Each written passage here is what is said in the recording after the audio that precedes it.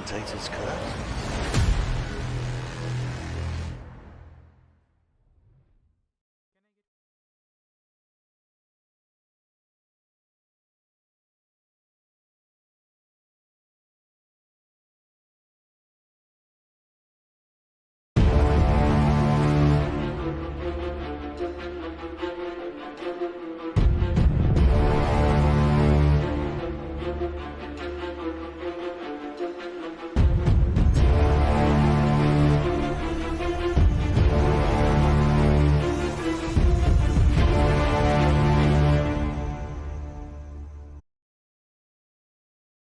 Good evening, ladies and gentlemen. This is F1 Tonight, Netherlands. I am your host, as always, Daniel Hazzah, Burt. And joining me very soon will be, of course, the always amazing and fantastic Adrian Stats Rich. He's running a bit behind at the moment with the new update on the Xbox, but he will be joining us. This is, of course, round 9, the Austrian Grand Prix for F1 Tonight, Netherlands, Season 7. And let's get right on to the constructors, or sorry, the constructors come second, of course, the drivers' standings. And it's all change at the top end as Nicky Visser for Toro Rosso takes P1 after a victory last time out in France. 146 points against his name. Down one place then, of course, Boy Williamson in P2 for Ferrari has 139, only 7 points in it. That's a race win. If Boy can do it tonight, we'll see how he gets on. Then P3, Demi Hartman for Alfa Romeo on 97 points. And then looking down the rest of the order, we've got Baz Den Brain for Alfa Romeo in 4th. Sildavik for McLaren is P5. Then Marcel Droning for Red Bull, P6. In 7th, and up 2 places, Zander Hermans for Ferrari. Down 1 then, of course, John Donkel for Toro Rosso in 8th. And 9th as well, being pushed down 1 by Zander Herman's jump up there. Guido Urshan in P9. Ari Kopp still keeps P10 with 23 points after France. Paul Correa for Mercedes is 11th with 11 points. P12 and up 2 places. Mark Stapper's a great run for Renault at their home Grand Prix last week. He's on 8 points. 13th and down 1 is Nishay Mahadwasingh for McLaren with 7 points. Then Martin Parley Cooper also down 1 with Mark's climb up the order there. He's P14 with 6 points. Peter Philippe in the second Renault's 15th. It's Bray Deepervein in 16th for Haas. And his teammate up 1 place with his first points on the board for the season. Niels Eekma is actually 17th. That's incorrect. Sorry about that. It's Miguel Torni in the Mercedes is 18th. And then the 2 unassigned racing points. So, the lead has changed. Once again, I think it's been either Nicky or Boy this season so far. And Nicky is back up 1 spot to lead the championship again. On 146 points, as I said, 7 points separate those two. So, still very close for those guys on that side of things. Demi Hartman, Baz Den Brain also very close for Alfa Romeo. So, those guys really are fighting out nip and tuck at the moment. Obviously a good result for Dami with P3 last time out in France. Looking further down the order, it's all still pretty close. It's definitely closing up below the leaders now, as there was a bit of a gap with sort of Sildavik, Baz Den Brain, Dami Hartman, all kind of in that high number. But Marcel Droning's creeping up there. Zander Herman's obviously only 10 points behind him, and then it's really close down the order. And Ari Kopp finding his way up into the top 10, of course, after Canada, and he's only. What is that? Quick maths. 16 points, I believe, behind Guido Urshan. So again, not too far off the Red Bull driver. And then again, really close from 11th down to the back of the grid. There's only 10 points in that whole section from 11th down to 18th. So very close indeed. Looking over then at the Constructors' Championship, nothing's changed at all except for the points, which we can see is super close. It's really exciting actually to see how close it is at the top. Ferrari lead the way then, of course, with 188 points, but right behind them and on exactly the same points as Toro Rosso in P2, or technically joint first with 188. Then it's the Alfa Romeo with 185. 3 points separate the top 3. That's pretty good going, isn't it, really? At this point in the season, 9 races in, and they're that close still. Awesome to see. Then the Red Bulls are on 98. and McLaren 91. Again, 7 points between those two. That's really close. Williams are on 29 in 6th. Mercedes 7th with 11 points. Renault, I think, stay the same, but obviously get more points on the board now after Mark Stapper's good result last week. They're 8th with 10 points. 2 points now for Haas in 9th. And of course, Racing Points still unassigned at the moment. So that's how the constructors looks at the minute. Sorry, just getting some messages from my co-commentator, of course, Adrian Rich. We'll try and get him in the party in just a second. But yeah, very, very close at the top of the standings. As I mentioned, they're running through the order. 3 points between those top two. And then it's really close between, of course, Red Bull and McLaren. Bit of a divide now showing up. Almost 100 points between 3rd and 4th. So that's starting to become a bit of a gulf between those teams. But again, don't rule any of them out. Anything could happen. We've still got so amount of races to go. 12 races left in the season, and the second half of the standings, obviously Williams down to Racing Point, all very nip and tuck there at the moment, especially Mercedes and Renault, of course. 1 point between those guys, and a race result can obviously, a good race result can put Haas up the order as well. Just give me 1 sec whilst I just call my co-commentator. Bit of technical difficulties here, so I'll just get him in with us. Fingers crossed. Just give him a ring. We'll move on to the track overview whilst we do that. Obviously at the Red Bull Ring here in Spielberg, Austria, and here he is. It's Adrian Stats Rich. Huzzah! Huzzah! How are you doing?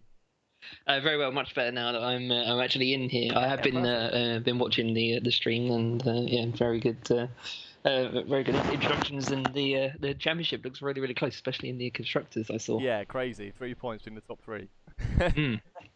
Bananas. Yeah, it's good stuff. So just going over the track overview, we've just started here. So the circuit length, 4.3 kilometres, with a race length tonight in total 306.5. And 71 laps around this very quick circuit.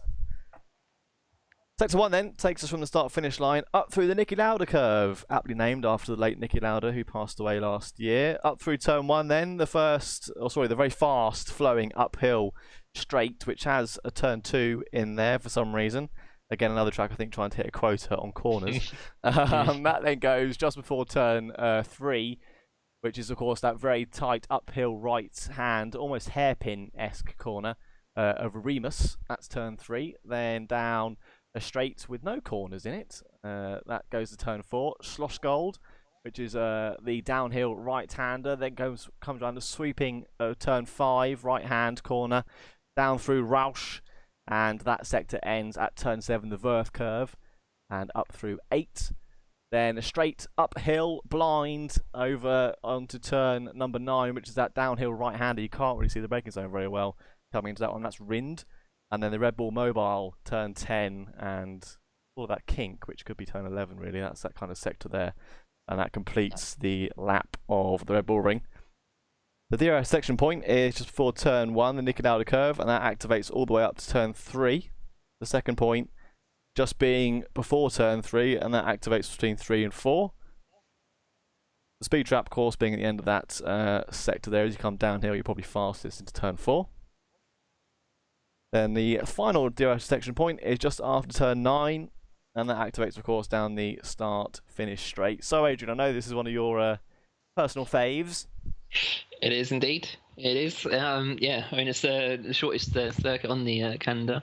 Well, time-wise, anyway, not distance, because that's Monaco. Yeah. But yeah, it's absolutely one of my favourites to race and to watch. I know some people say the watched races are a little bit can be a little bit hit and miss in terms of the excitement, but all the ones I've seen, yeah, they're all top notch. And if tonight's race is anything like the one on Tuesday in the FOTNL UK league, then yes, it will be a very good watch indeed. Indeed, yeah. And to all the viewers watching right now, if you haven't seen it, of course, follow this stream, but afterwards do go and watch the UK one, because it is brilliant, and hopefully get a similar race like that tonight. Obviously, it's quite a flowing track, so overtaking isn't common per se, but obviously you get the heavy break zone into 3 and into 1 if you're brave enough, and the DRS detection points, or sorry, zones, you've got 3 of them, offer quite a lot of overtaking, don't they? Yeah, I mean, almost half of this circuit is DRS zone. Yeah. to be honest. But yes, yeah, there will be some opportunities for overtaking into those tight corners, as you say. Yeah, but it's circuit definitely favours wheel users. I find because of that flow. Yeah, indeed. It's something that I know I've noticed. I'm sure you have as well. Going from pad to a wheel and giving this circuit a go, it just makes it's like a whole new circuit, really. Driving it on the wheel, it's so much smoother.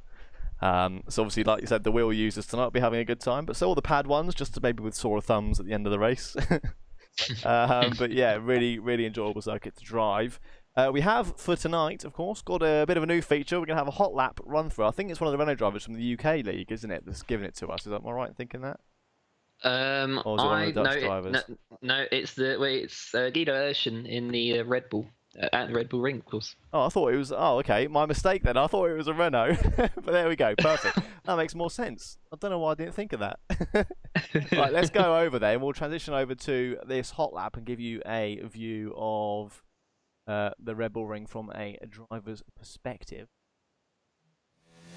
Should be on your screen now, of course. So the car unwinding it is the Renault. I knew it. So we're going down the start-finish straight. The DRS wide open then. Up to turn one, uphill. Went quite late there, of course, going uphill. Don't want to grab too much curve. The exit curve is really unsettled car. So don't get too much of that then.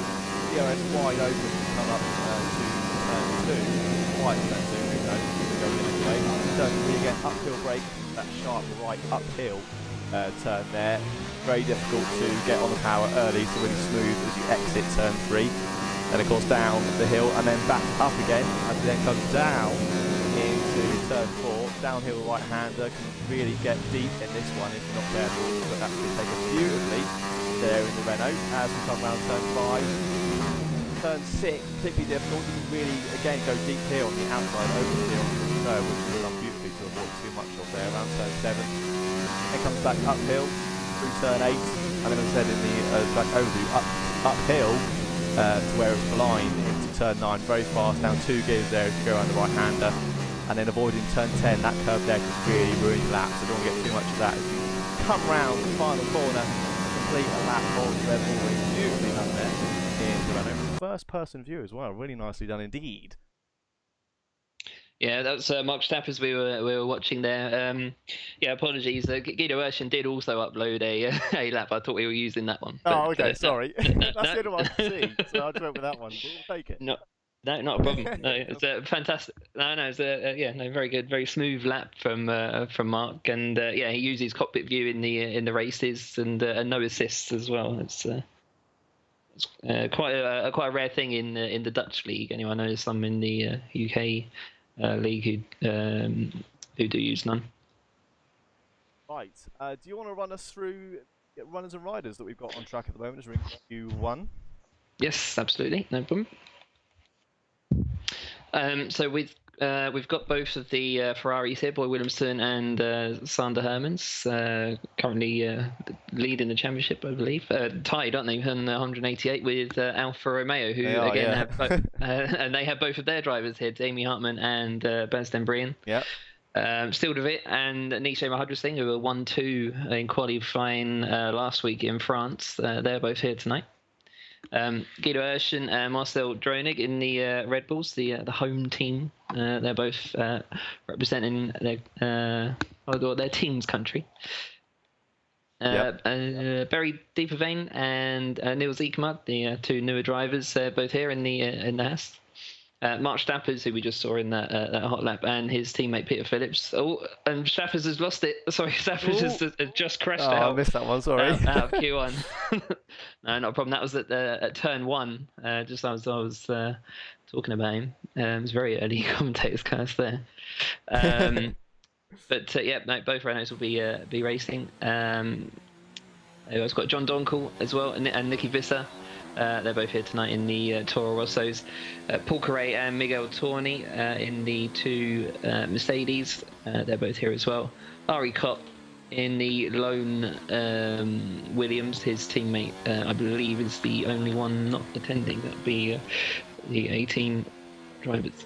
Perfect. Nicky Visser, has he got a back start or is he had an accident here in Q1. Nicky has a backstop for failing to upload his clip. Right, okay. That's always sort of a relief in a sense. Of course, we want the drivers to do those clips and get them sent in so they don't have to start from the back, but it's better than them having had an accident in qualifying. Only a couple of drivers out on track. Brady Devane into P6. Good, looking pretty good at the moment for the Ash driver. Just have a look at the tyres they've got on. Don't know if you've got a weather report for us, do you? I have not, no, I've just requested it. Cool. It looks pretty cloudy at the moment. Was it a... Did you get much weather in the UK race? There was weather, yes, confirmed. Was it that? There was a light gale. It was light cloud all the way through quali and the race. Right, okay. That was in that race. Yeah, it looks like we're on all set up for a similar result today. Although, I mean, we'd be surprised if it was dry with the Netherlands record at the moment. Most of their races being pretty soggy in recent times.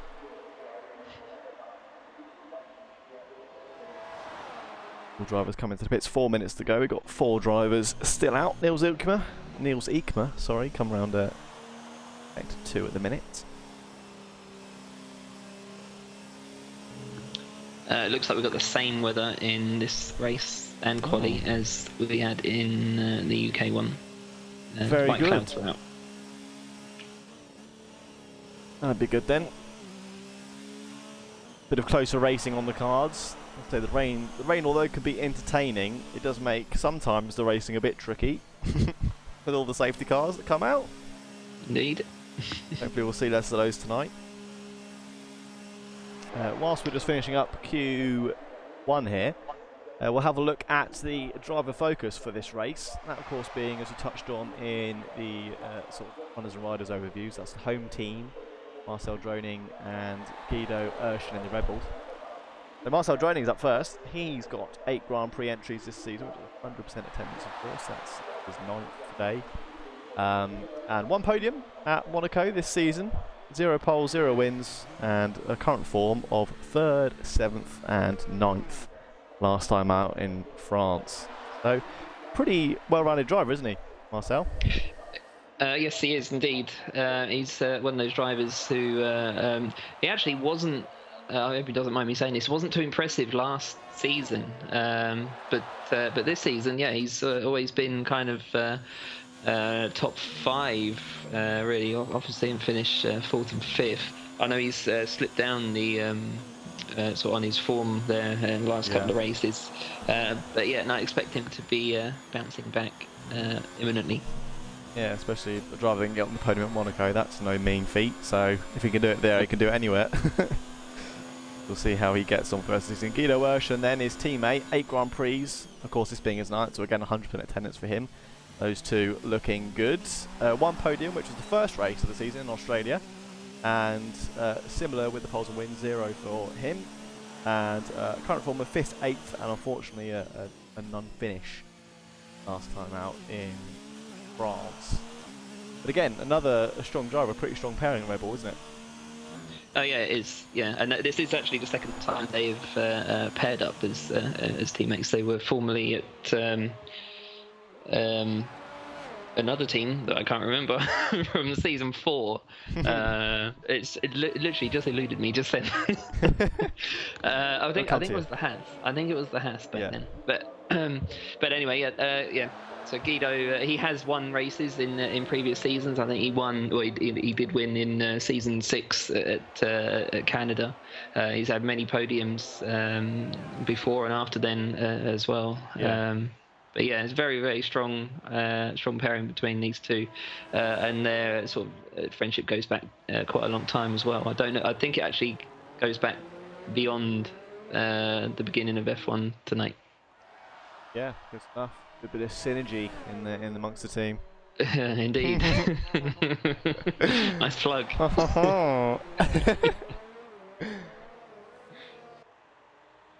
Right.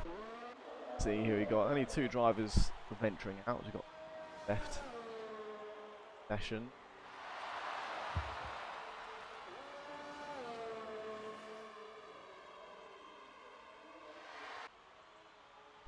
Ow. Better.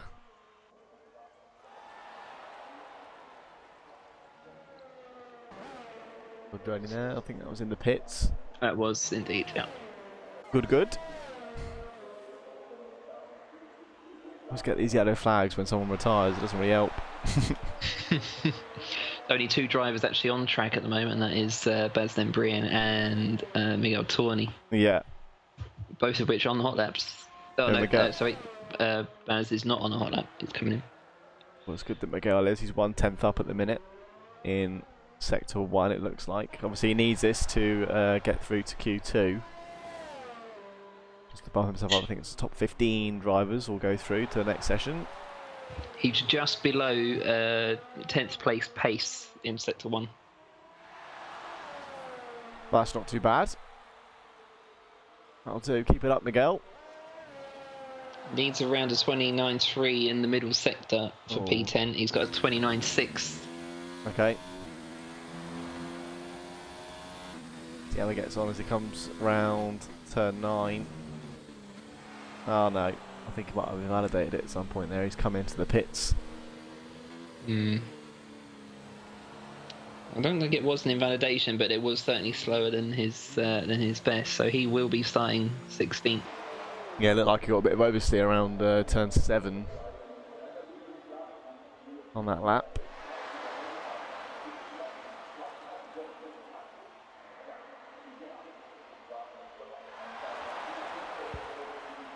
So all drivers in their pit boxes, Q1's complete.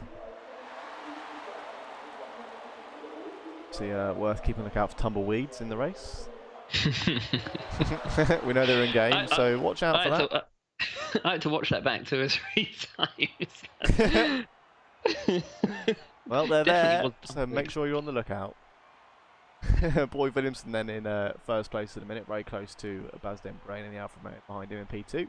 Field of it is 3rd, Zander Herman 4th, Nisha Hadra Singh 5th, Ida Version 6th, Brady Bavain 7, Marcel Droning 8, Damien Hartman 9, Peter Phillips 10, John Donkel 11, Paul Corey 12th, Niels Ekema 13th, R.A. Kopp is 14th, and then not making it through, Mark Stappers, Miguel Torni and Nicky Visser.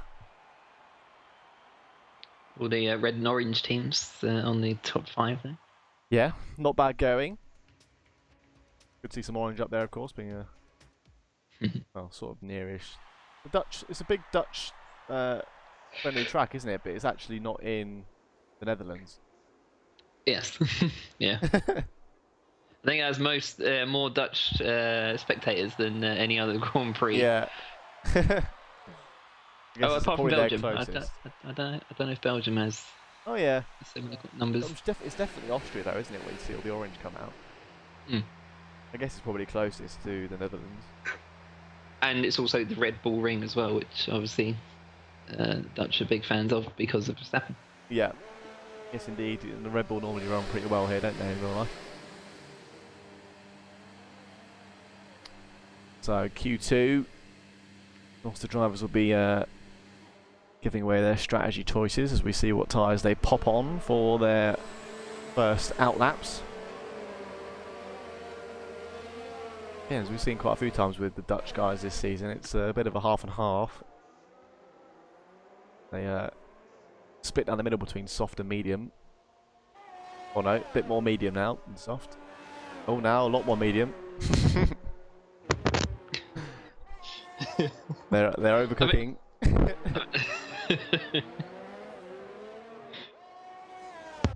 Yeah, a couple of them out there on the soft tyre.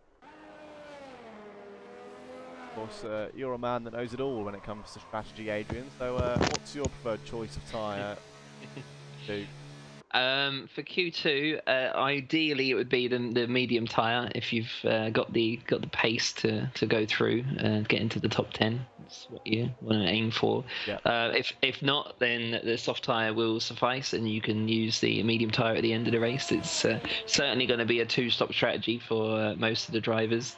The 1-stop the safe one stop, I suppose, the soft to hard, is around 2 seconds, but around 20 seconds slower than the two stop soft medium. You can do a one stop from the soft to the medium. Josh Diggles, in fact, did exactly that strategy on Tuesday, but it is again 25 seconds slower, which is more than a pit stop slower than doing the two stop. But it certainly can be done. Tend to get quite a lot of penalties apparently as well. Yes. Yes. In Josh's case. This is another circuit where, again, it is really, if you haven't got the discipline, the sort of track discipline, then yeah, you are gonna suffer big time on the penalties, because track limits are very, very seem to be more stricter here than some other circuits. Yeah, there isn't anywhere that really personally gets me as much as Turn 1 does. No. Especially when the sun's out like it is now in Q2 here. You get that sun shining down on that first corner. You can't really see the braking line. Yep. You almost got to sort of play it by ear when you come into that turn. The sun like that. Mm-hmm. Or like muscle memory, I suppose. Yeah. A good bit of practice helps that out. How many laps did you do in practice, Adrian, before the race on Tuesday? I counted them up on my telemetry app. I did 186 laps. 186? Total. That was not in one sitting, it was in sort of 3 sittings. Very good. I can tell you that 1 lap of fuel costs 0.036 seconds added onto your time, or taken off as the race goes on. Okay. 0.3 did you say? 0.036. 0.03. Per lap. Yeah, that's quite significant otherwise. If it was 3/10. So Ari Kopp in P1. Pretty good. Almost an Alonso moment at Silverstone in 2017. Yes, very good memory then. Yes, absolutely. Not that, of course, Ari's in an underpowered car and shouldn't be there, but we don't see Ari up in pole very often, so it's always good to see. Of course, on the soft tyre, still looking quick. Boyd Williamson goes in P2 on the medium tyre with a 106 dead. Goes at the pointy end at the moment. Keeping an eye on those orange boys, because they look pretty strong at France last week. Silderbit pops himself P4 at the minute. Nichet's on a lap at the moment, on an out lap. I think he's invalidated it at the minute. They were absolutely on fire in qualifying. Last week. They got the 1-2, didn't they? They did. Yeah, very strong. Only the second team to do that this season. Yep. It was the Alfa Romeos who did it back in, I think it was Bahrain. Bahrain, yeah.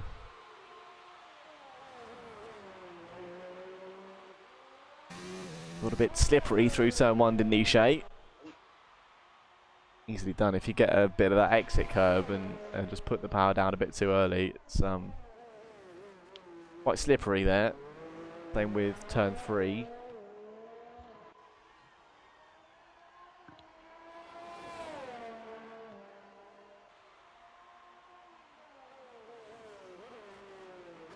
Got a favourite part of the circuit? Yeah, turns 1 to 9. Very good. A real big fan. Thanks, guys. That's fine.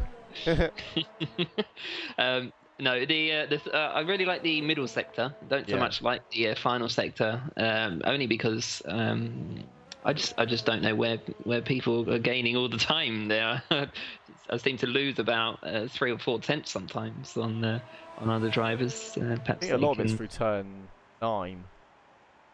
So you can really carry quite a lot of speed through there if you turn in just the right time.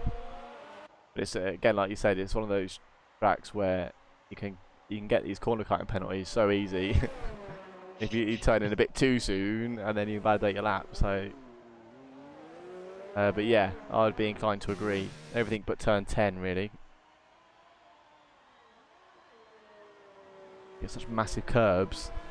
Inside curb at turn 10. If you catch that enough, you just fly off the circuit on the other side of the track.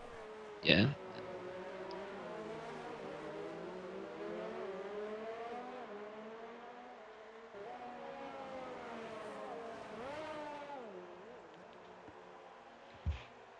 Niche puts himself up behind his teammate in P8. Under a tenth separating those. Oh, and Eddie's commenting on my game clip. I think that was probably from Project Cars last night where I rolled over at Le Mans. Don't worry, I'm okay. Bit sad. What's he watching game clips for? You should be watching the stream. Yeah. Focus, Eddie. You'll pop it on Do Not Disturb. I'm being disturbed. Find where that is. Yeah, there we go. Speaking of comments, let's have a look at the YouTube. See what we've got coming in. A lot of Dutch. Understandably. I can't read it. Oh, we've got a comment from Jerome Portma, a former F1 Tonight Netherlands driver. That was from I think he last raced in season 5 before the F1 Tonight UK League kicked off. So yeah, no, hello and welcome to the stream, Jerome. Nice to have you with us. Old faces. Well, Zander Herman, I need points. Yes, you do, Zander. Get out there and get some, my friend. You're not far off the back of those guys up the pointy end. Nils Ekmer. Again, but then they've put his name and then written some stuff in Dutch, so I can just tell you, Nils, people are talking about you. Don't know if it's good or bad. I'm sorry. What else have we got? Good luck all from Ryan Lear, of course, the man behind the Instagram, of which we've got 500,000 followers now. No. Yeah, he needs to really step it up a bit. Rookie numbers, mate. Rookie numbers. Yeah, it's going very well. We're definitely halfway to 1,000 for sure. So he's done a great job with that. Very appreciate your comments there, Adrian. He's put sunglasses. Yeah, huzzah! Huzzah! Big bad Buddha, let's go, boys. That's of course Guido. Guido Ocean. Oh, Callum White's commented in. Callum White. Callum White, of course, well. from the UK side of things, as well as I know from other races or divisions leagues, I should say, we've been in together. Wow, the grid is really close. Interesting to see how's going. Who's going? Who's going through? There we go.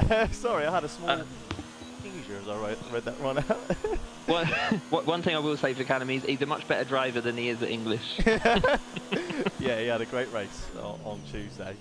Driver of the day was started in last place and finished second in really a remarkable drive. Absolutely, 100% deserving of that. And it was a 1-2 for Red Bull as well at home. Yeah. I think that's everyone. Everyone. Oh, we got Ninalistic. Ninalistic. I've seen that name before. I've seen it. Did we see it at Project Cars last night? No, that was Mr. Physique, wasn't it, or something? Oh yeah. But I recognise that name. Yeah. He's saying good luck, thank you. And Boyke, that's Boy, isn't it? That's Boy Williamson. Good luck, folks. Good. All the drivers tuning in to say good luck to everyone. It's always good to see a good bit of camaraderie between all the drivers out on track. And Zander Herman needs the points. Well, he's looking like he's set to get them with P1 at the minute, 105.8 on the soft compound. Very close though to Damien Hartman there. Just over a 100th of a second between those two. Rory Kopp's still looking pretty in P3 though. He's not miles off the pace of those guys, and they're pretty quick drivers. Yeah, I think he's going to be really pleased to be definitely where he is right now, and very deep vein as well. Or Nils Ekman just jumped right up there as well. He's P3 now on the soft. So a lot of underdogs perhaps showing their hand tonight. It'll be good to see.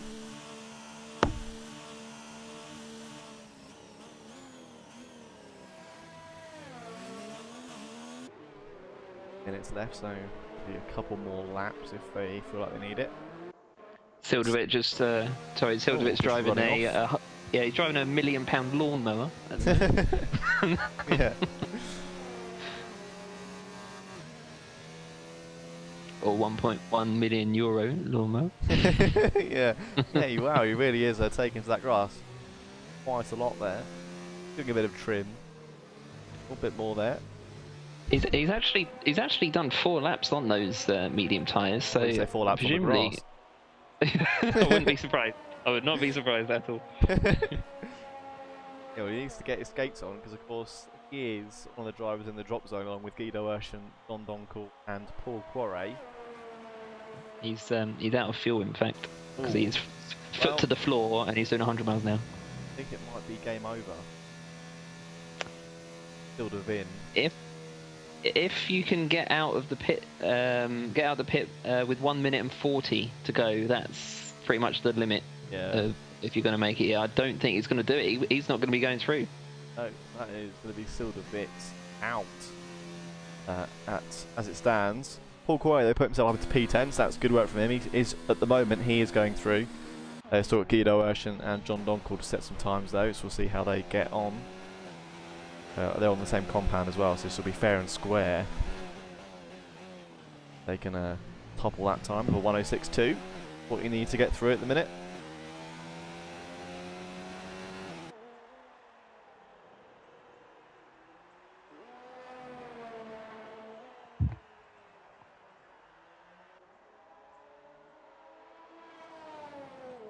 There's always this period of quiet between. So in the last. Yeah, we're all just watching. It's normally about sort of 3 or 4 minutes remaining just before everybody then goes out. There's not really much to say because when they're all there's that 3 minutes, like you said, where they're all doing laps. Yeah. And they haven't set a time for that last lap, so we're just kind of waiting. But there you go, Guido Urshan goes top spot with a 105 with a 105.692. That puts Paul Poiret into 7th. Or with John Donkel second up at the moment, 105.6. Lovely jubbly. Pops Bazden Brain into the drop zone. He is on a lap at the minute. Just over a 10th up in sector 1 by the looks of it. Yeah, that's all he needs to get through as it stands. Need a 106.1 now, so the bar raised just a tad. Other drivers, Paul Poiret is out again. Can he keep going, Paul? You look like you're up there, mate. No, he's giving in. Was he up? He was up in the first sector. He wasn't very much down in the middle, but he was down. He would have had to have a very good final sector. Yeah, I think he was cruising in after that. That's probably why it looked like he was off the pace a bit, but. It's also worth noting his tyres were 4 laps old, so if he had gone fast enough to go through, then yeah, his tyres would be dead at the start of the race, which is not what he wants.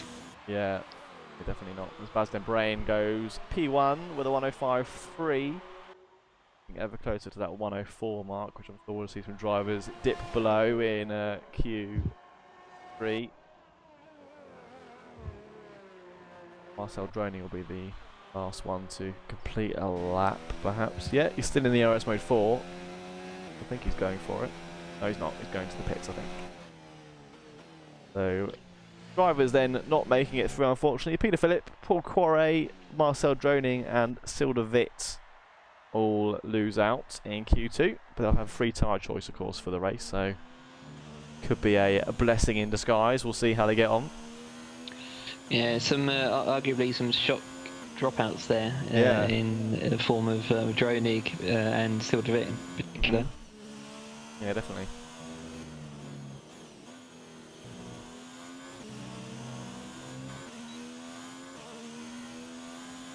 The home fans will not be too pleased with that. No, we got Niche through there, haven't we? So we've got one orange car going through to Q3. Bazden Brain is leading the way at the moment in the Alfa Romeo. John Donkel P2. Guido Urshan is P3. Ari Kopp P4. Sander Hermans is 5th. Damien Hartmann 6th. Nisha Mahad we're seeing in 7th. Niels Ekman 8th. Very Deeper Vein 9th, and Boyd Williamson P10. And then, as we said, Peter Phillip, Paul Quarret, Marcel Droning, and Sildovit all in the drop zone there, so they will not be progressing into Q3. Boyd Williamson squeezing through on the medium tyre. Yeah, just about. That'll do it, Donkey. That'll do it. Pole sitter, Dan? Pole sitter. I'm going to choose Sebastian Bryan. Yeah, that is a good call. I would have gone with Sil if he had made it through, but as he hasn't, my money's on Boy. I think Boy is going to start at the front, and he's going to be starting on the best tyre to do so. That would be pretty good going, wouldn't it? I'd hope to see that. Otherwise, I mean, our recent streak, those two will be 1-2 in some form or another. So congratulations, guys. We'll pick someone else next week. I think we should choose 2 Mercedes next week. And do it in Q1. Just so we guarantee that we're getting all the way through. Use the boost there, I think. Alright, nope, it's no version. Pack round. Don Donkles slow to the mark today. Is he normally the first one round?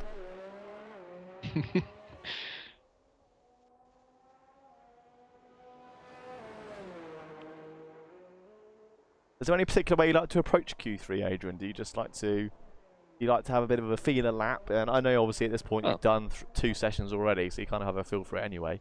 And 200 laps practice in your case. Well, I have to say that. Dan, it's very, very bold of you to assume I can even get through to Q3. Well, unbelievable. I know you can do it. Let's just say you get to Q3, and you'll do it next race in round 10, of course, Silverstone, home Grand Prix for F1 Tonight UK. We'll see you in Q3. How are you going to approach that session? I'm going to be celebrating going through to Q3, doing donuts and. So there'll be no laps there. There won't be. No. Of course there'll be laps. And yes, for Q3, I think the only way you can really approach it is to obviously to go flat out. But what I like to do is not actually go out until the end. I tend not to do too many runs. I tend to really just do the one run and do it very late when there's quite a lot of rubber down on the track. Yeah. And also you've got to keep an eye on the weather and the track temperature as well, because that can increase, and it can affect the amount of grip that's available to you. So yeah, just keep an eye on those clouds, because if it does get a bit too cold, the tyres will also be that much colder. Yeah. Thanks for the weather, Adrian. Back to me in the in the newsroom.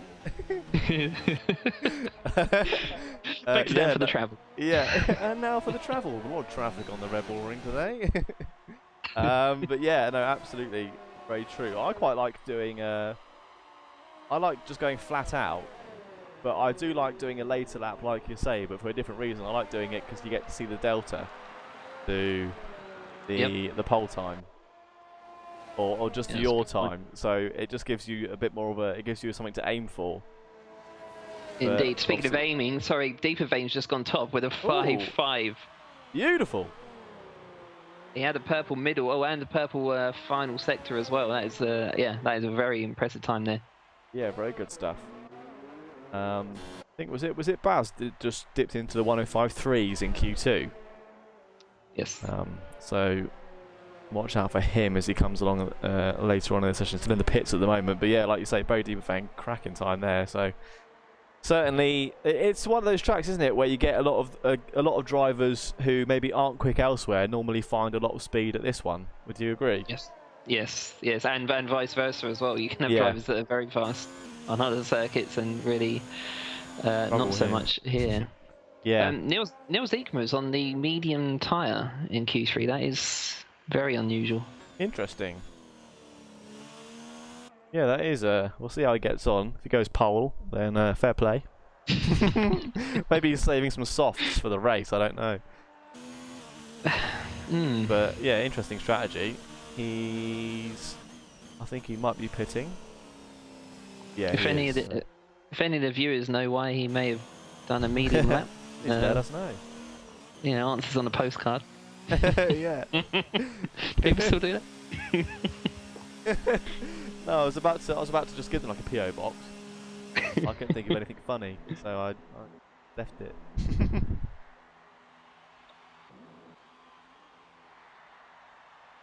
Yeah, Niels perhaps went out there without checking the tyres he popped on, although I'm sure the soft tyres normally default set to the car as your tyre of choice, so he must have changed it. And De Bruyne's done the same. He's got the medium tyre on, although he is still in the pit, so perhaps he's just... He's come out with him. No, he is, yeah. No, I normally don't put the tyre fitted option on there for the viewers because you don't normally need to know what they're using, because normally it's always the soft.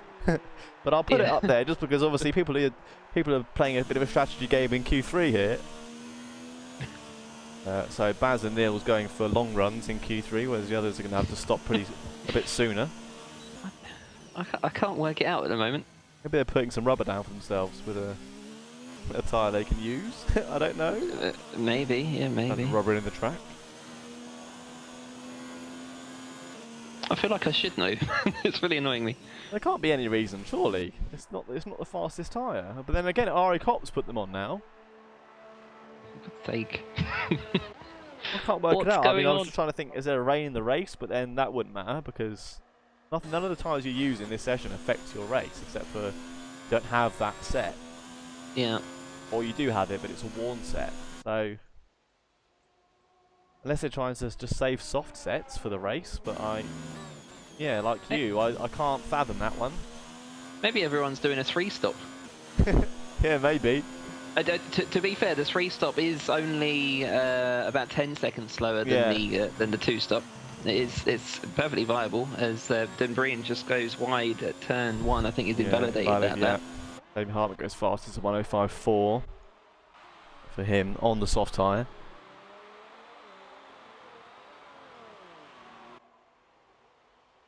Yeah, maybe they are going for so a 3-stop will be what, soft, medium. Yeah, with very few laps on the medium. You want to make the most of the soft tyres. Soft tyres will do 20 laps easily enough. You can do 3 lots of 18 to take you to 54, and then the last 17 or so on the medium tyre. Quick maths. Yeah, very nice.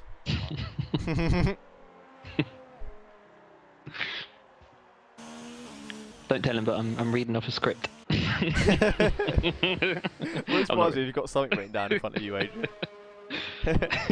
At 5:30, I will start the stream. At 8:25, I will make a joke. Oh, I love it. So, Don Donkel, Baz Den Bray and Niels Ekman still to set times here. Niels now on the soft tyre as he unleashes that car, unleashes himself on the track here for Q3. The soft rubber on. Oh, a bit deep into one there, probably being valid. Oh no, kept it going. By the looks of the track map, he's still on a hot lap hit. Up around turn 2. Really leave the braking quite late in turn 1 with that uphill support, if you like. Nice exit. Bit of a tow off for Ferrari. That's Zander Herman in front. And downhill into 4. Oh, almost got a bit of oversteer there and invalidated the lap, but keeps it clean. Then tricky here, turn 6. Nice bit of curb there, not too much. And fairly easy going through 7 and 8. This is the big one. Need to be brave, throw the car at it. Pretty good. And the last terrifying corner. 6.2, I think. Oh, 6.3. Puts in P8. But John Donkel coming out has not done a. See, this is funny for John because he's not even left the pit yet. Yeah. And he's normally first man out the blocks when it comes to any qualifying session that he's in. So he's still not leaving the pits. Sebastian Brain now on an outlap with the soft tyre on. I think the driver's just having a bit of a moment there, Adrian. I don't think it was us. Yeah, okay, fair I'm enough. going to blame them. Sander Hermans has just set a purple first sector, and Boy Williamson, his teammate, is purple in the middle sector. So both Ferraris really on fire right now, but I think they're going to go 1-2 temporarily. As Boy comes round turn 10, Red Bull Mobile, and across the line, a 105.1. Nice stuff from the Ferrari. Go back to his teammate. You mentioned Adrian. Sander Hermans also looking pretty good. Yeah, Sanders 2 tenths down on Boy in the middle sector, but he's a tenth up in the first. This looks good as well. Gets on, be a 105 something. 1. Oh, 105.6. That puts him P4. Only a slight improvement in the end, but I think he's still gonna. He'll obviously get another lap in if he gets this one done quickly. The beauty of this track. Yeah, half a second slower than Boy in the final sector. Funny, isn't it? It's almost a similar distance to most other tracks with a much higher lap time, but just because it's such a quick circuit, you're doing lap times even quicker than Monaco, but with double the distance. That's right. Just amazing. Blows my mind. Den Brian is purple in the middle sector. He's just damn right he is, because he's going to be on pole, Adrian. That's right. Oh, well, that'll be our 1-2 then. Yeah, perfect. That's the Boy. Yep. Oh, nice bit of turn 10 there. Just the right amount of curve there as he comes round with a 104.8. Beautiful stuff. That's then Brain, the first one to punch that 104 mark. That's a very quick time indeed. As Jamie Hartman's on a lap as well. He's looking to improve ever so slightly. Oh no, actually drops down a bit. Oh no, Guido's in front of him and just did a faster lap. That's why. The 105.2 from Guido. Boy's on, Boy Williamson on an improved first sector. Not purple, but it's only 3,000 slower than Sander, who's got the purple first sector, who's actually P7. Yeah, he's not got a fight. I mean, 3/10 is a lot of time, but it's not a huge amount of time. You probably find it in these last couple of corners if he really drags it through. Bit wide. Oh, no, he's lost it. No. He's lost it. Ah. Yeah, that is horrible because it's one of those really annoying tracks where the last corner is you're not done until you do the last corner. Yeah. I mean, I know that doesn't make any sense because obviously you're not done with any lap till you do the last corner, but I know what you mean. there are other tracks with corners where you don't worry about them because you can just take it blindfolded almost, but this one you've really got to think about the last corner. It really is like a full-on lap. That's really going to be annoying for Boy there as he's lost out on that last turn. John Donkel's on for a good lap here. This is his only lap that he's set in this session. I think it's going to be a 5-2. It might be top 3. Oh, he's very wide at the end. I think he's kept it. 5.5. Let's just have a look at the gaps to the leader there and see what we're looking at. So, yeah, I mean 4/10 between 1 and 5. And then there's only about a 10th between. Oh, as he loses his whole front wing on Barry Deepervain's car there. Yeah, he's very lucky that the I was going to say lucky it's Q3 and not Q2. Well, where he can lose it. Yeah, that's right. If you lose the whole wheel, then that's it. You're out of quali, and that's nobody's fault but the AI, as Ryan Lear found out on Tuesday. Pesky AI.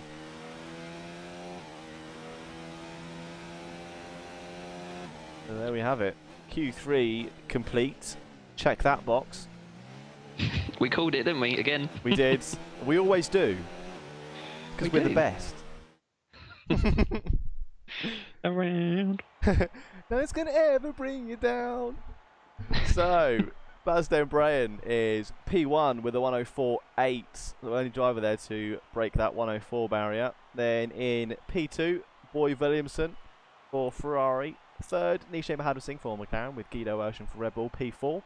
Amy Hartman for Alfa Romeo is P5. John Donkel for Toro Rosso, P6. Very Deeper Vein for Haas is P7. Zander Hermans for Ferrari, P8. Ari Kopp for Williams, P9 with Nils Ekman for Haas. Completes the top 10. Very good stuff in Q3 there. Definitely some weirdness going on with some medium tyres being plopped on there. Everyone got it figured out in the end. Did. Drivers have been told to ready up at 8:35. Perfect. So just 6 minutes of silence.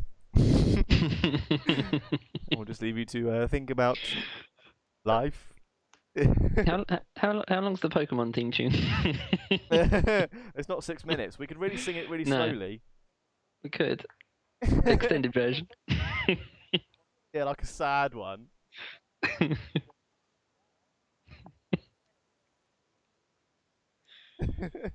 Oh dear. Over to you, Adrian. To catch them is my real test. To train them is my call. Oh dear. Probably shouldn't do that.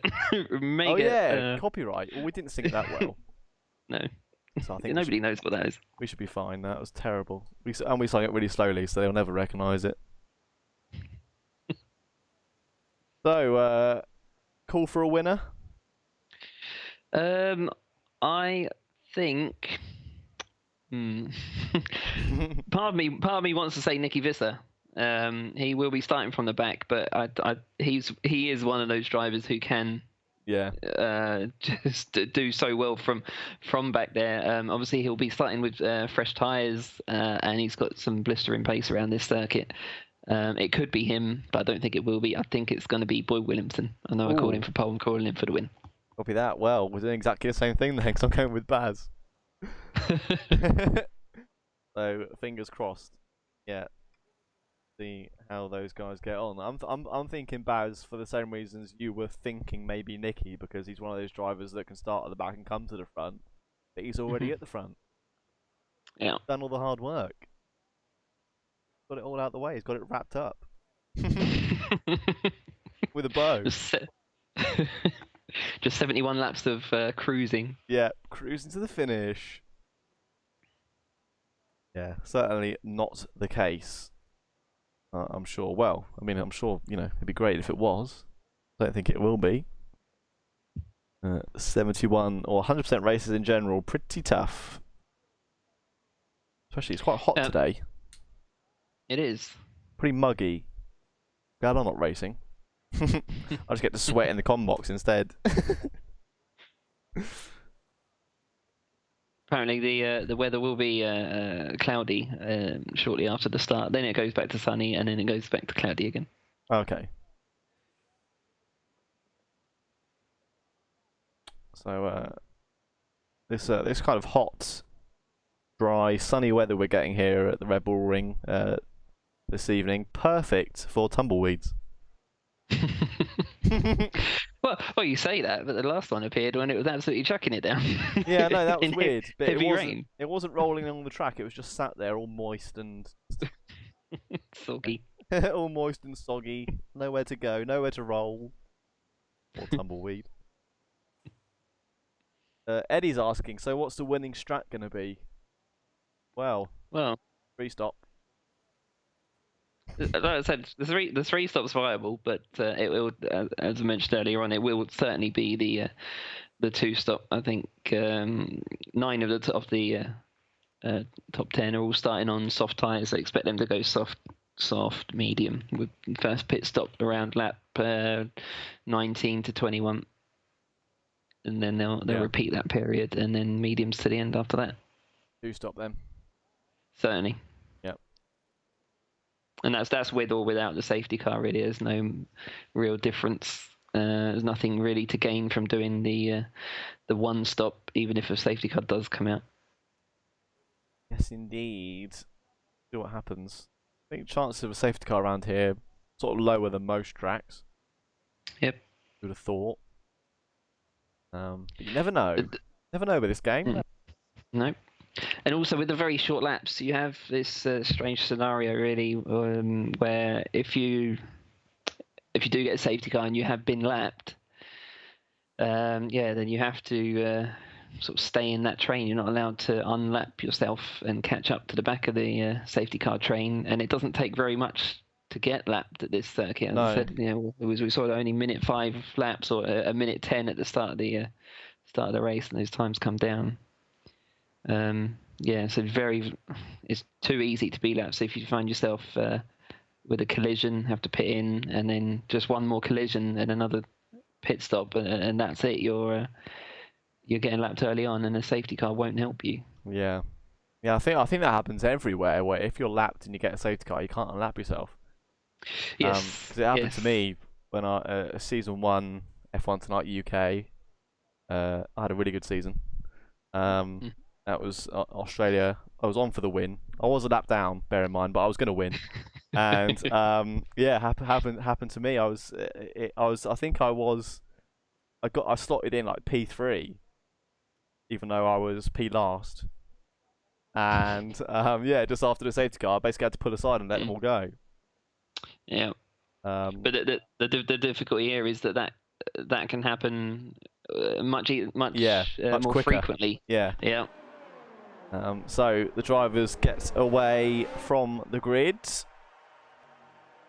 Hopefully no one's got a gear stick and left it in third, because let me tell you now, the car won't go into first when you let off the clutch, my friend. So make sure it's in neutral. I wonder if someone's listening now and doesn't have a clue what I'm talking about and is really confused on the grid and thinking, God, what? I'm not in neutral.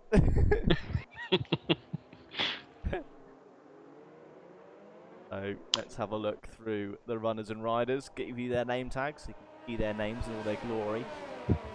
Bastian then leads us around here from pole position. Boy Williamson for Ferrari in P2. Nishay Mahadra in the McLaren is third. Guido Ocean fourth for Red Bull. Damie Hartman for Alfa Romeo is fifth. John Donkel for Toro Rosso sixth. Very Deeper Vein for Haas is seventh, with Zander Hermans for Ferrari eighth. Ari Kopp in the Williams is P9, and Nils Ziekma for Haas P10. Peter Philippe in the Renault is 11, with Paul Poiret in the Mercedes 12th. Marcel Droning in the Red Bull 13th. Sil de Wit in the Haas, sorry, not in the Haas, in the McLaren is 14. Mark Stappers in the Renault is 15. Miguel Torni in the Mercedes is P16, and bringing up the rear of the grid for now, Nicky Visser in the Toro Rosso. So technically it's actually Miguel Torni who's out of place there in last. He'll get his P16 again on the grid. Stampers and Visser on the medium tyre, everyone else on the soft apart from Boy. Right, we'll keep an eye on that then as we get away from the grid now. 5 lights are illuminated, they're out, and Bastian Brain leads us away, but it's a great start from Boy Williamson, just edging alongside the Alfa Romeo there. Everyone else getting away pretty cleanly. Very Deep Vein looking to have a bit of a go on Guido Ocean. There's been a contact as Guido's forced off there. Very Deep Vein then up to P4. Damie Hartman is up a base as well as one of the other drivers behind him. Very Deep Vein getting a great start there. Up Nils Ekman's gone way off. Oh, we've lost Nils Ekman, yeah, down the back of the grid. Oh! Damie Hartman spun round, I think that was Very Deep Vein. Just got the hairpin there, we just caught that one on stream. I'm not quite sure what happened there, I just saw the aftermath. But Very Deep Vein's gone round, so both Haas dead last after a cracking start. Nicky spun. Oh! Nicky spun at turn 4. He was up to P9 from the back. Oh, what's going on? Everyone that's making progress is getting spun out. Nicky Visser now down the back, still up 2 places though, but certainly progress all undone there. Quite back through the grid. No damage to the car. Yeah, so Bastian Brain leads us away then onto first completed lap from Boy Williamson and Jim Addison, the top 3. Damie in the pits, as is Zander Hermans as well. Nils Ekman's just been disqualified for going the wrong way. What? Oh, I don't know whether maybe he missed the pit and tried to get back. I don't know. Could have been, unless he spun and then just drove backwards for a moment of time to unspin himself, and that was enough to do it. I don't know. I think I can't tell where he is on circuit. I think he's coming I up to can't even turn see him. 5. I can't look at his car because it's disqualified. Well, it's. Oh dear. There's a Ferrari now from air at the front, a Ferrari now from air at the back. In exactly the same positions. Those two have pitted now then. The boy leads this race. 1.3 seconds to Boy Williamson in the Ferrari behind. Nisha Madrusing having a little eye up of that P2 position there. Getting his nose out.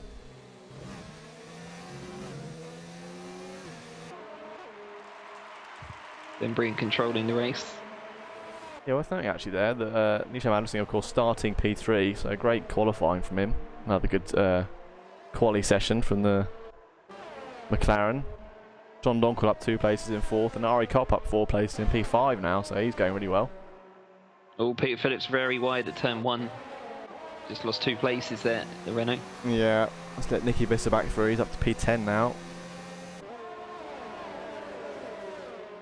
It's carnage! Peter Phillips there passing his teammate. The inside into turn 3. Ray Duplain looks to try and make a move. He's in one of those horrible places there where you kind of boxed in. You can't really brake late. There's someone in front of you and you can't move left. Little lock up from Stappers. Yeah. Gets the move done. Really slow on exit there from Stappers as he lets the Mercedes through. Mercedes looked to be getting through and then decided to take out the barge board instead.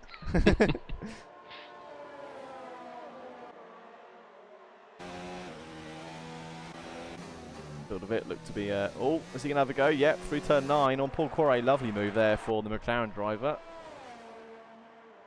Yeah, Corey a little bit out of shape there as well. Jody gets past as well. There's 2 places lost. Let's pick a ball with Paul now, see if he can make a comeback into 1.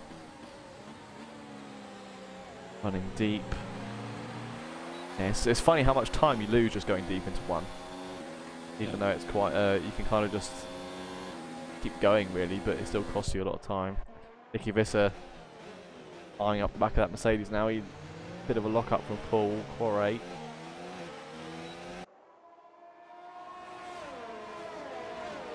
Yeah, you weren't wrong saying Nicky was on the pace for for this circuit. Certainly looking quick after being spun or spinning around off his own accord. I'm not quite sure if he was spun or spun. No, it looked to me like, I mean, I was riding with Nicky at the time. It just looked like he lost the back, the rear wheels on the inside of the corner. Oh, John! Oh, Nisha Madison's gone off. Oh no! Nisha's lost it around. That's the exit of turn 9. I have to assume he's got on the exit of the corner and just lost the back wheels. Front wing damage. That puts John Donkel up into 3rd. Ari Kopp up into 4th. Nice. Yeah, very good stuff. These guys obviously benefiting from a lot of accidents in front of them.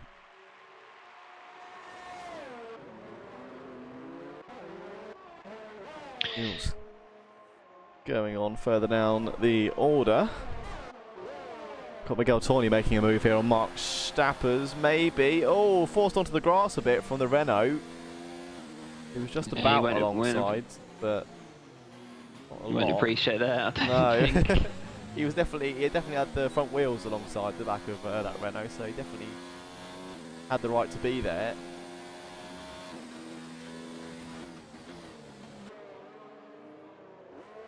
How they get on. Have a look at tyre choices. All mediums and softs. Do you think anyone will go for the hard if they have to pit early or not? No, I don't think so. Yeah, because even pitting now for the hard tyre won't last, and it's quite a lot slower. It's 1.25 seconds slower than the soft tyre, and you can quite easily make that time up by doing 2 soft runs rather than 1 hard. Yeah. Yes. On Donker though, sorry, Adrian. I was just going to say, 1.2 seconds is quite a high percentage of a lap. Yeah. Being such a short track. Yeah, certainly a lot more than we're at other tracks, that's for sure. It's the shortest lap time, isn't it? In the calendar of Rebel Ring. John Donker only half a second off of Boy Williamson, of course on the quicker tyre. Paul Correa and Nicky Visser. Yeah, a bit of a battle. Nice. Oh, nicely side by side. Nice aerial shot there. You see them come through turn 6. Beautiful. Letting Peter Phillip in on some of that. Go a bit slower now as they fight for P8. I think Nicky's got one over on Paul Quarry there and starts to build a bit of a lead from the Mercedes. Visser wearing the Ayrton Senna helmet. Yep, always is. Mm-hmm.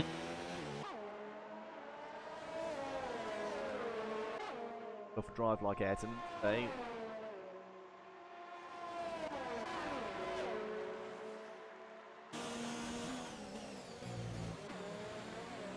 I guess penalty for warning. The first of many for the drivers tonight. Yep. I think that was around turn 1, wasn't it? That was Sana Herman's about to go up the inside of him. This is the battle for P14. Yeah. Yeah, there's battles all up and down the order.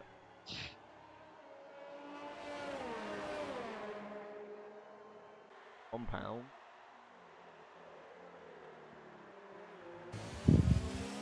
Say BRS. We're taking off very flowy, isn't it? So there's not really anywhere to get the upper hand on someone unless they make a mistake. That's right. Curiously, nobody's underfueled the car this time. Sometimes, well, the last 2 races actually, Sildervit has been the only one to do that. He's chosen he's opted against doing that this time around. It's not something. Actually, Sildervit's going to go for the move on Guido. Have a look. I find it very easy to save fuel here, even when I am pushing. So I'm fairly surprised we've got nobody underfueling. Yeah, I'm not one to underfuel as you put more fuel in the car. The more the merrier, I say. More time for rich mix. Yeah, still really put the pressure on the back of that Red Bull. Fans will be cheering on the orange cars as they go around. Obviously, Niche up in P3 start of this race, but I don't know if it was contact or if it was his own mistake. But obviously, certainly suffering now down in P16 as Sildervit makes the move on the Red Bull. Nicely done. Yeah.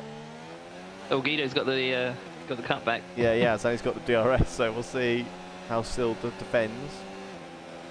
I think I'd rather have the outside line, which is where he is. Oh, but breaks deep, I think, in order to defend. That sort of put his exit at risk, but pulls it off anyway. He's gone. Bye-bye. Guido can keep the pressure on. Don Donker was about 2/10 for the back of Boy Williamson not long ago. Certainly sticking with that Ferrari. Very deep vein, getting really close to Paul Quarry, side by side through turn 6. Worth noting that Hash driver got end plate damage on the left hand side. I think actually Mercedes has as well, so they're both suffering with the same damage here. Fun fact for you: fastest man on the track on the previous lap was Ari Kopp. Oh, sorry, Peter Phillip really cutting up Paul Quarry there as he comes through turn 9. Got the move more or less done at turn 9, but sort of was still alongside and kind of forced. Oh no, it wasn't Paul Quarry. Was it? Maybe Paul Quarry did it to Peter Phillip then. Sorry, might be getting confused here. Someone got forced wide at turn 9. I don't know who it was exactly. I think it was the Mercedes. I think it was Miguel Torni. I was looking back at the. Oh yeah, sorry. Yeah, Mark Stapper's. Oh, was it? Was it? No, we don't know. No. Something happened and we missed it. You're right. The first time it was Paul Correa. Yeah. Okay. Cool. I don't know how he got back in front of Peter though. He was behind him. He got forced off, or was it Paul Correa that forced Peter Phillip off? Let's forget about it. It doesn't matter. It's not important. Nicky Visser now then getting pretty close, up close and personal with Marcel Droning, only half a second off the back of the Red Bull. Might be able to get 2 for the price of 1 here. 4 or so on 2 Red Bulls if he can get the right time. They'll certainly be close now with DRS from Marcel Droning as well, bringing them all together. Bo Duveen pits now. Yeah, it's a very early stop. Yeah, front wing by the looks of it. Both end plates are missing, so I think that was the call. Yep. He goes for the medium tyre and a new front wing. He may be opting for the strategy we haven't mentioned, the soft, medium, slightly safer than the soft, medium. That's, again, perfectly viable. Yeah. 0.8 difference between the... Oh, sorry, Adrian. Zander Herman's getting the move done on Damie Hartman. Nice work. Very nicely done. Nice exit out of turn 3. Made that work for him. Oh, who's gone off there in the gravel? That's Miguel Torni. I thought he was letting them pass, but no, that was full position. Of course, these two away at the back. That's a shame for Miguel. He's still in it though, which is the important thing. Oh, I can't keep up. There's everyone's really close to each other, all over the place. Nicky Visser now only 2 tenths back of the 2 Red Bulls. John Donkel right up the backside of Boy Williamson at turn 3. He's been pestering him for the whole race so far. Let's see if he can make it into 4. He's mode 5 on the ERS as well, so he's obviously really pushing. So he's toned it down now, give himself a breather. Well, Nicky Visser's got both the Red Bulls here. They're almost 3 abreast into turn 4 there. Brilliant stuff. Nicky Visser then makes the move on both those guys. I think he did 1 into 3 and the other 1 into 4. Very nice, swift execution there from Nicky Visser. That's Red Bull's little brother showing him who's boss. Yeah. Also reigning world champion there. His way through. I'll leave you the championship again after France. 7 points separating him and Boy Williamson. So right now, Boy Williamson's in to retake that lead. A win from Nicky here will be enough to either put them on equal points or, of course, edge him further forward in the lead.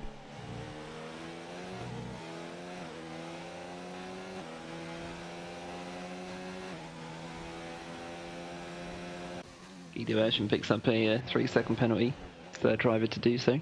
Yeah, I presume that was turn 1 again. It was. Zander Herman's Damie Hartman still. Oh god, we got people. That Peter Phillip. Having a go at Paul Quarret into turn 3 there. Oh, Damie Hartman, Zander Herman's fighting for. Oh, there was a Verstappen. Got a Verstappen on him. Yes. Damie Hartman. I don't know if he's actually pushed off there, but certainly went wide into 3. Zander Herman's maintains E12. Well, the detour was significant enough to give Damie a second 3-second penalty.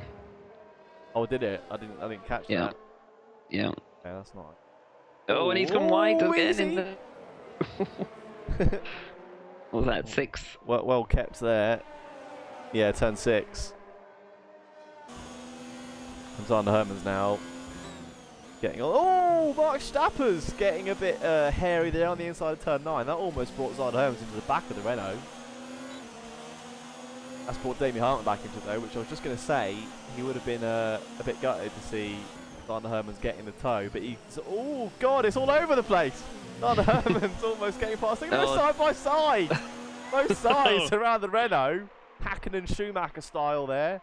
They get past Mark Stappers, but Mark's coming back. That's brilliant racing. Damie Hartman going a bit wide again. Mark Stappers, gives up the pace to Miguel Torni. Yeah, maybe got a bit out of shape with the gears there, exiting turn 3 maybe, and just bogged down a bit.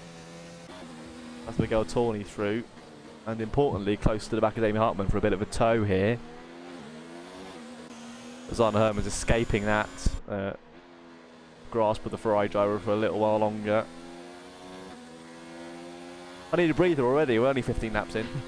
Need a lie down.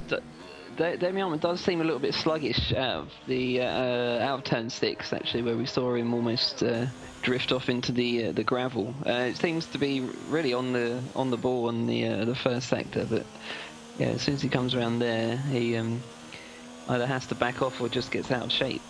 Yeah, maybe his setup contributing to that. I'm sure you know exactly where to fix that. Of course, yeah. Indeed.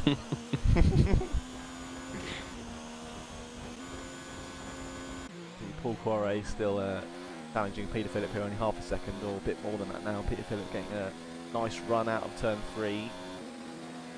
Starting to calm down now though, much to our enjoyment. Relief. Relief, that's the word, yeah. Starting to see those gaps open up a bit, as is normally the case after a couple of laps here. Should start to see the first of the the first pit stops. window. Yeah, it's scheduled stops. That's it. So far, the only stoppers on the Herman, Damien Hartman, Nisha Mahadra a very deep vein are the only cars to have made stops. Yep. So far this race. Paul Craig's just picked up a 3-second penalty for really a harsh. It was harshly given because it just went slightly wide on the exit of turn 9, and again that's another place where you can easily pick one up. He's just gone on the inside of Peter Phillips. Quite a good move. Beautiful. Peter Phillips right so close to the gearbox of Paul Correa though. Awesome stuff there from Paul Correa. Oh, a bit of curb's not going to help him slowing down, but he's made it work. Oh, Peter Philip! Oh, almost lost the back end there. Well caught. Good save. Yeah, nicely done. Van der Hermans will be liking that. Starts to work on closing that gap up to Renault. Get his first point. He needs the points. Only needs one. Peter Phillips, my Renault comrade, he is using a variant of my setup, in fact. Yes. We've been discussing in the new team chats in the Discord. The old setup guru of Adrian Rich. Even helping out the mighty Dylan Platt. Indeed. Couple of places there change as Miguel Torney comes in to make his, I think, first scheduled stop now. Yeah, again, he's on the medium tyres. I'm surprised some drivers are using the mediums in the middle stint.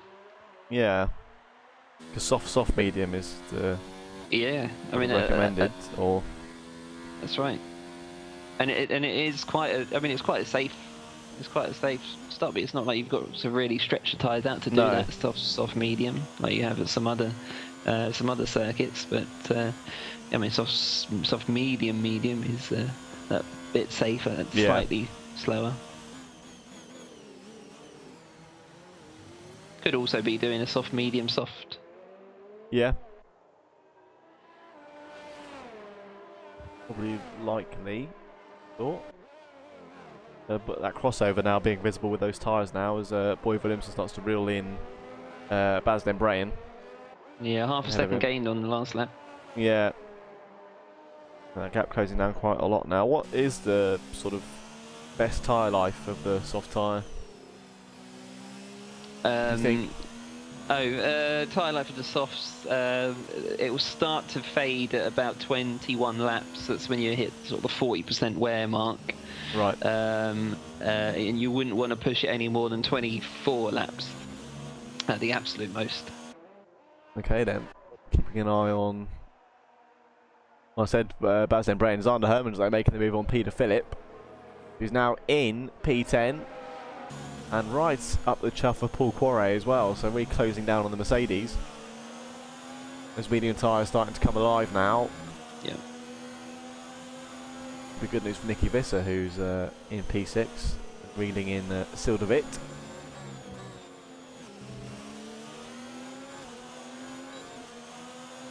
see if Zander can do it into turn 1 here. DRS inside of Paul Quarry. Nicely done. Good move. Made it look easy. Yeah. Yeah, very smooth. A smooth operator. If you will. Yes, indeed. Damien Hartman also closing up on the back of Paul. Of the medium runner. And further back, Nisha Madrasing on the back of Mark Stappers. Yep. That's at turn 3. That's for P13. Of course, will be a big move for the supporters of Orange.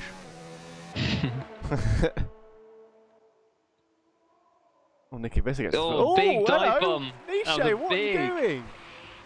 Oh, I don't know if you saw. Did you see that? I did. I was riding with him at the time. Yeah, that was something else. He wanted that one. I think he might have missed his braking zone. Yeah. Managed to avoid hitting Hazzah. Second down now, but Hartman. The one again. Nope, not quite yet. Surely have it into turn 3. Stick with them as they come up round turn 2. Goes to the outside. Paul Quarry defends again. He's been good at defending on this corner, but I think he might have gone a bit wide that time. And might leave himself vulnerable here to Peter Phillip. Damien Hartman made it work. Peter Phillip comes along the inside as well. Ooh, bit of a nudge there as he go past. Peter Phillip makes it work as well.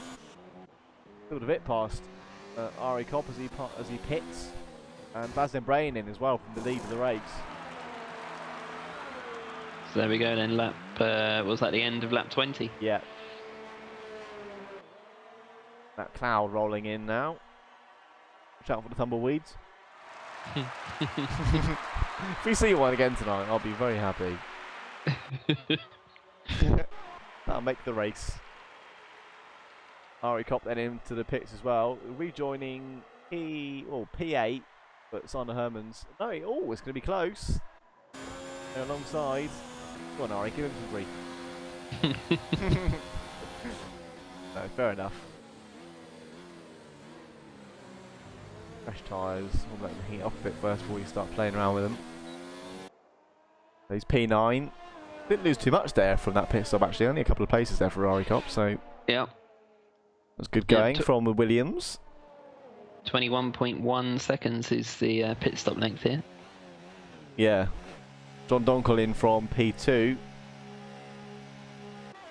Sildovit staying out. Yeah. Okay.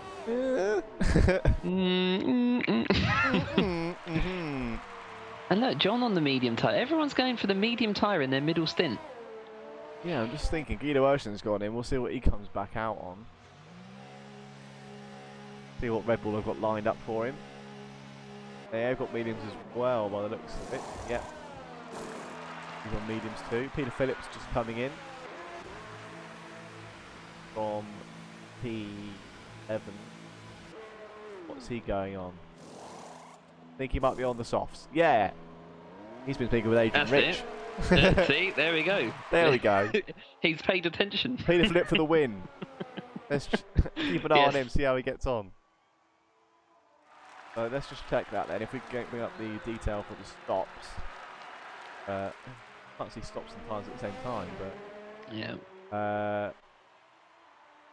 So Sildovit hasn't stopped yet, so he's one other driver that could put off that one. Marcel Droning the same. Paul Quarry is the same. So those 3 drivers there we just mentioned, they're the only other drivers that can pull off that soft stop. Right. We'll see if Sildovit does that now, on board with him in the pits. And what have McLaren lined up? The medium tyre. So he's going with the grain, you could say, but against the grain that we think. Against our grain. Against our grain, yeah, but with everyone else's grain.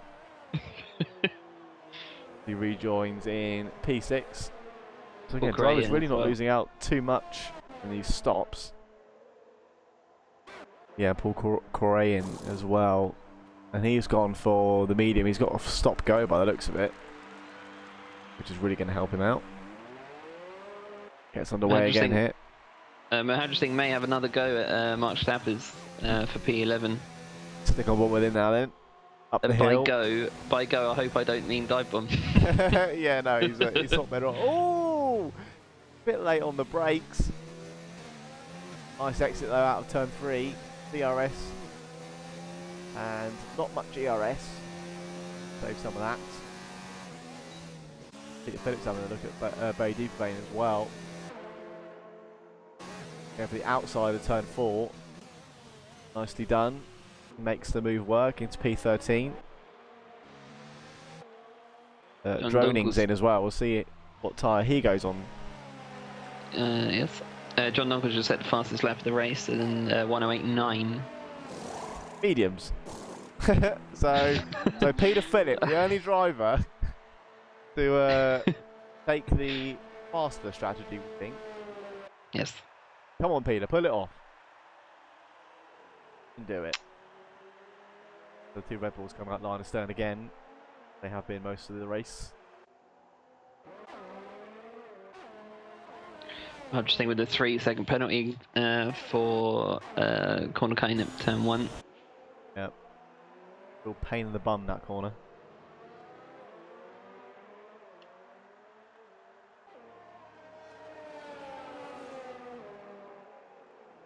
Looking at Damien Hartman, he's only 7/10 behind Ari Kopp. They're in 7, and Nisha Madwissing the same gap to Mark Stappers in 11 as well. Still trying to work on the Renault there. Same engine in the two cars, of course. Or in the game, literally exactly the same engine, exactly the same cars. In fact, it's different paint jobs.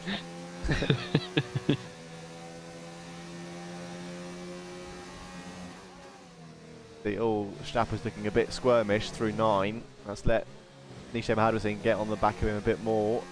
Come down the start-finish straight.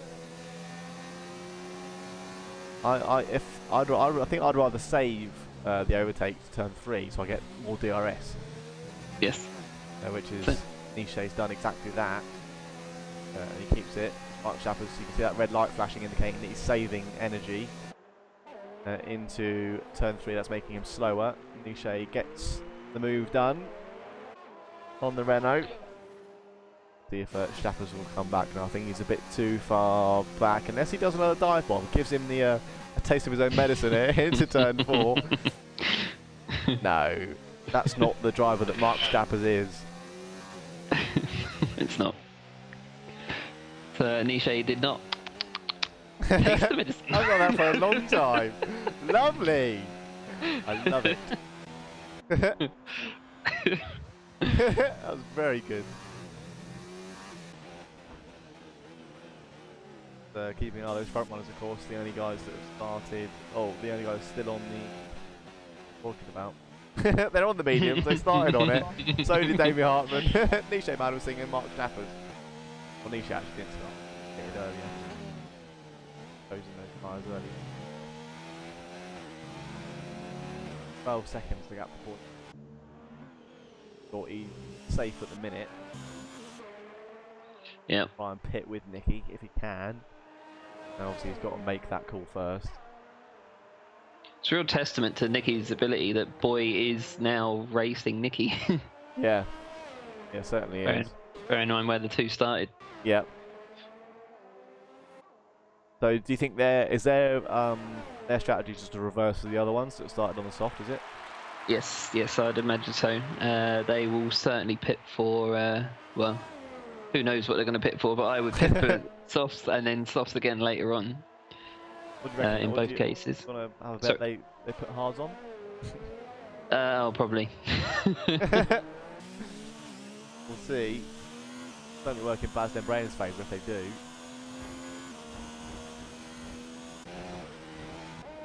Yeah, Baz is what, 16? Nearly 17 seconds 17. Off the back. So yeah, so he will inherit the lead, and he is only going to get closer as well because he is on fresher tyres. Yeah. Very true. Damien Hartman now closing up to Ari Kopp. Nicely taken through turn 5. Oh, sorry, turn 4. Turn 5, then turn 6. Can never quite get turn 6 right. Always seems to get a bit of an understeer through there. Question from Eddie, actually, I hadn't noticed on the stream. He says, what's to be gained from running on lean if you can run on rich for like an entire lap? Yeah, go ahead, Adrian. And my answer to that is simply tyre wear. The tyres can be saved quite a lot just by running lean or running lean in parts as opposed to rich. Some corners you don't actually gain very much from. Gain very much time from using the rich fuel mix, but you do get increased wear. So yeah, if you keep running rich a lot, you may be 4 or 5 seconds ahead over the space of 20 laps, but your tyres will be, they could be 8 to 10% more worn, which in turn will make you. You could be a second or lap slower than you would be if you'd been running on lean. So it's very much sort of swings and roundabouts. There's lots of management to think of in terms of the fuel, the loads, and the energy that you're actually putting through the tyres. Yeah, very well said. That's what I was thinking. Mark Stafford's there just giving the place to his teammate Peter Philip, who's running a different strategy. Good teamwork from the Renaults. Absolutely.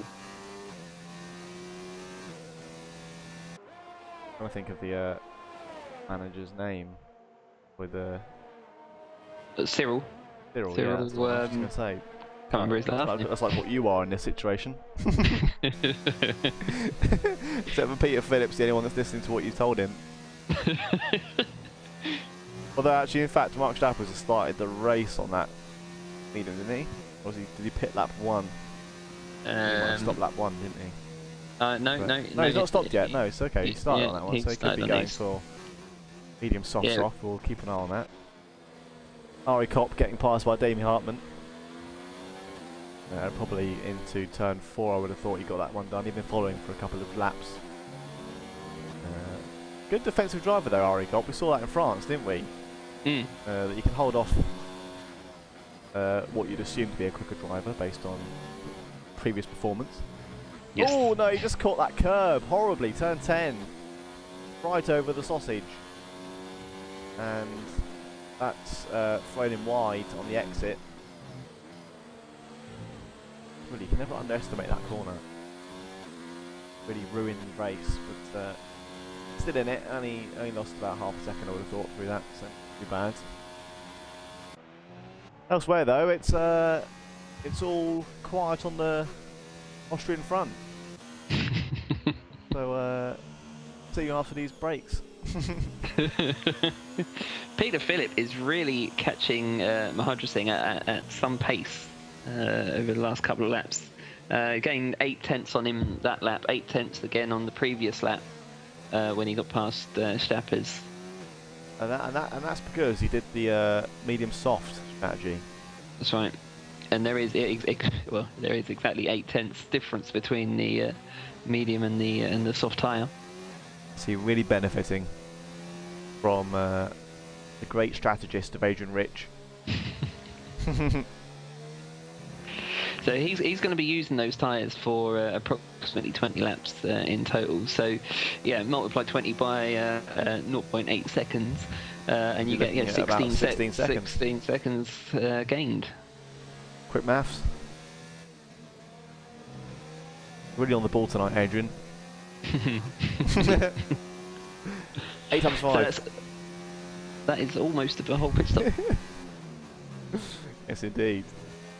It is. Marcel Droning catching up to the back of Guido Urshan. Teammate in P9, just under a second to him now. And you said Peter Philip now. Oh, don't lose it, Peter! Steady. He's still got time, it's fine. He was pretty close to Shadow.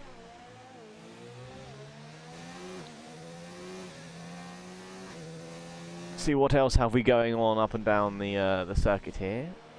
The surface is of course dusty. And here come the Jeeps. And here come the Jeeps. Trying to get there.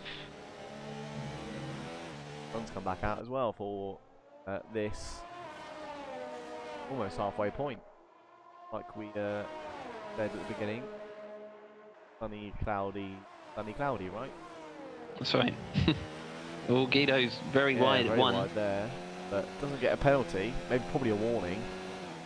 Turn one's a bit of a funny one. All Steppers is coming into the pit now. Let's see what he does. Yeah, turn one's a bit of a strange one. If you cut it or if you drift wide slightly, it gives you a warning. If you drift wide a bit more than slightly, it doesn't give you a warning. And if you drift wide a bit more than that, it does give you a warning.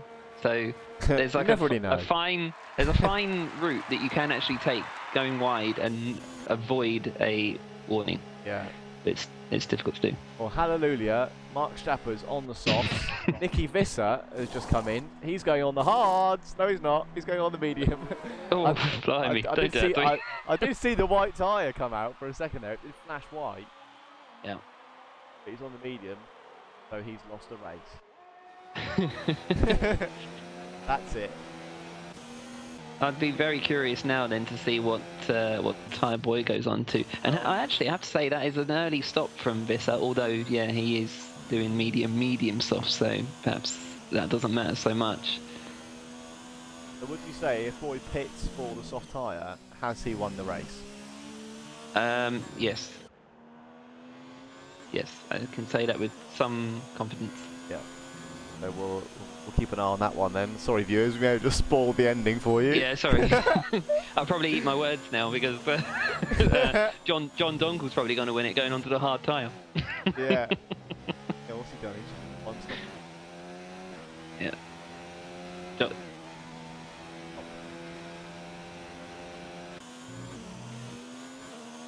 Brian and Donkel, the two joint fastest men on the track at the moment, both setting 109.56s. Yeah, we were saying their brain was sort of closing up, wasn't he? Yeah. But he seems to have... That pace seems to have kind of settled down a bit. Yeah, I mean, he has just gained half a second on Boy on that lap just gone, but yeah, prior to that, he was just about matching his pace. Yeah.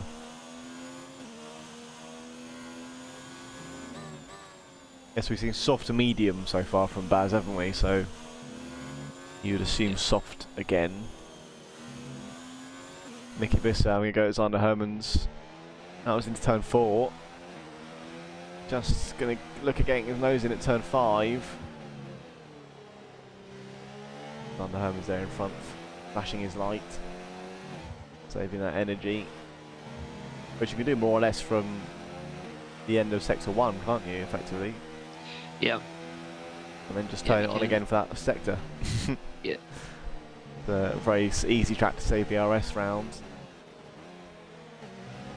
Again, one of those things. It's easy if you're not defending or attacking anyone. Yeah, exactly. A bit more to think about in this situation. All very well doing it in Grand Prix against 20 difficulty AI. Yeah. You don't have to worry about it. Yeah. All but Nicky now just up the hill. DRS distant, goes up to the back of the Ferrari.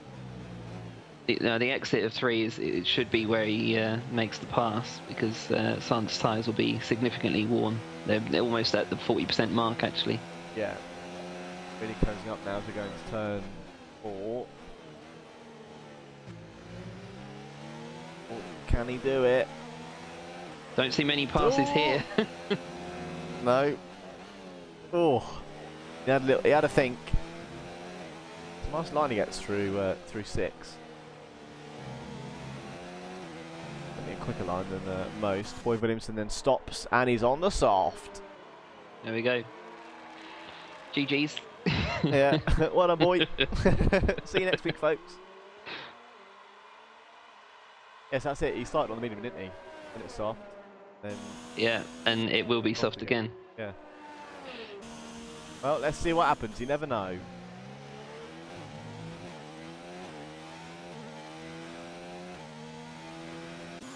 What else have we got? Nicky Visser got back a bit there. I don't know if he made an error somewhere around that lap. But certainly fallen off the back of Zahn Hermans just a tad.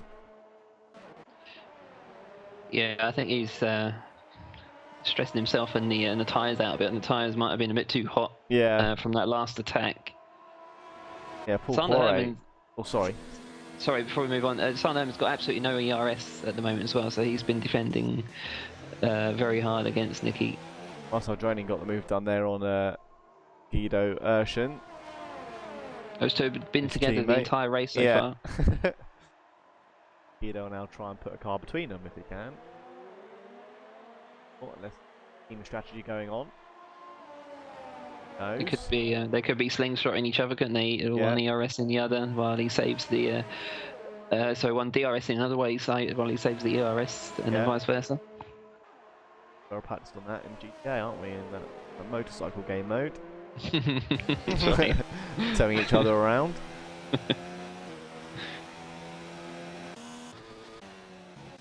Let's see, Paul Poiret was quite close to Bo Deepervane there through the start-finish straight. Sort of lost out a bit through the remainder of the lap. Closing up again now. Oh. Yeah, Boy Williamson. Oh yes, hello. There's Boy Williamson's John Donkel. As they are very close through Sector 2, turn 7. That soft tyre just giving him that much more grip. But is he going to go for it? Oh, go on, boy. Bend it. Oh, look at that extra grip he's got into turn 10. No.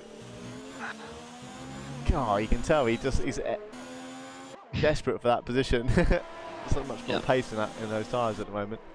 Yeah, nice. Straightforward, you would have thought. Oh, John's kept it around the outside. Well done. Great defence there from John Donkel. What a great line. Yeah, beautiful. And you got the DRS. Yeah. See what Boyd can do here in turn 4. Or get the inside. Have a little look.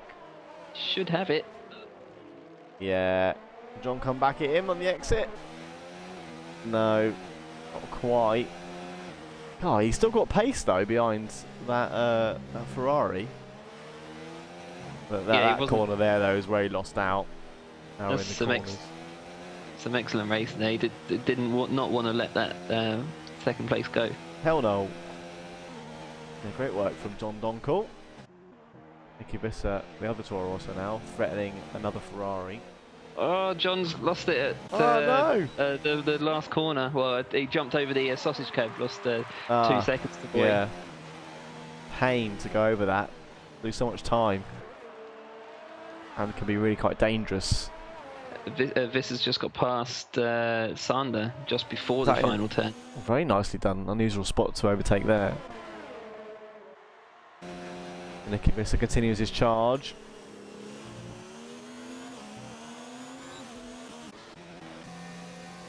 Got Nisham Hadwissing here, closing up on the back of Guido Urshan in the Red Bull.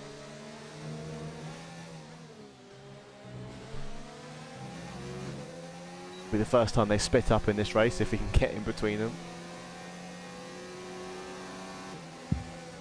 We are of course on lap 39, which brings us just over halfway in this F1 tonight. Netherlands, season 7. Round number 9, the Austrian Grand Prix. Hadwissing having a little cheeky look at Guido Urshan there into turn 3. Sebastian Brain leads this race so far. Up in first place, started on pole of course. Boyd Williamson coming for him. Getting a toe off of Mark Stappers and he'll be on the quicker tyre. That slingshot. Bam! He was just fired in turn 3 there. Not out of a gun. Damien Hartman's coming up. Sorry, we can stay with this battle, but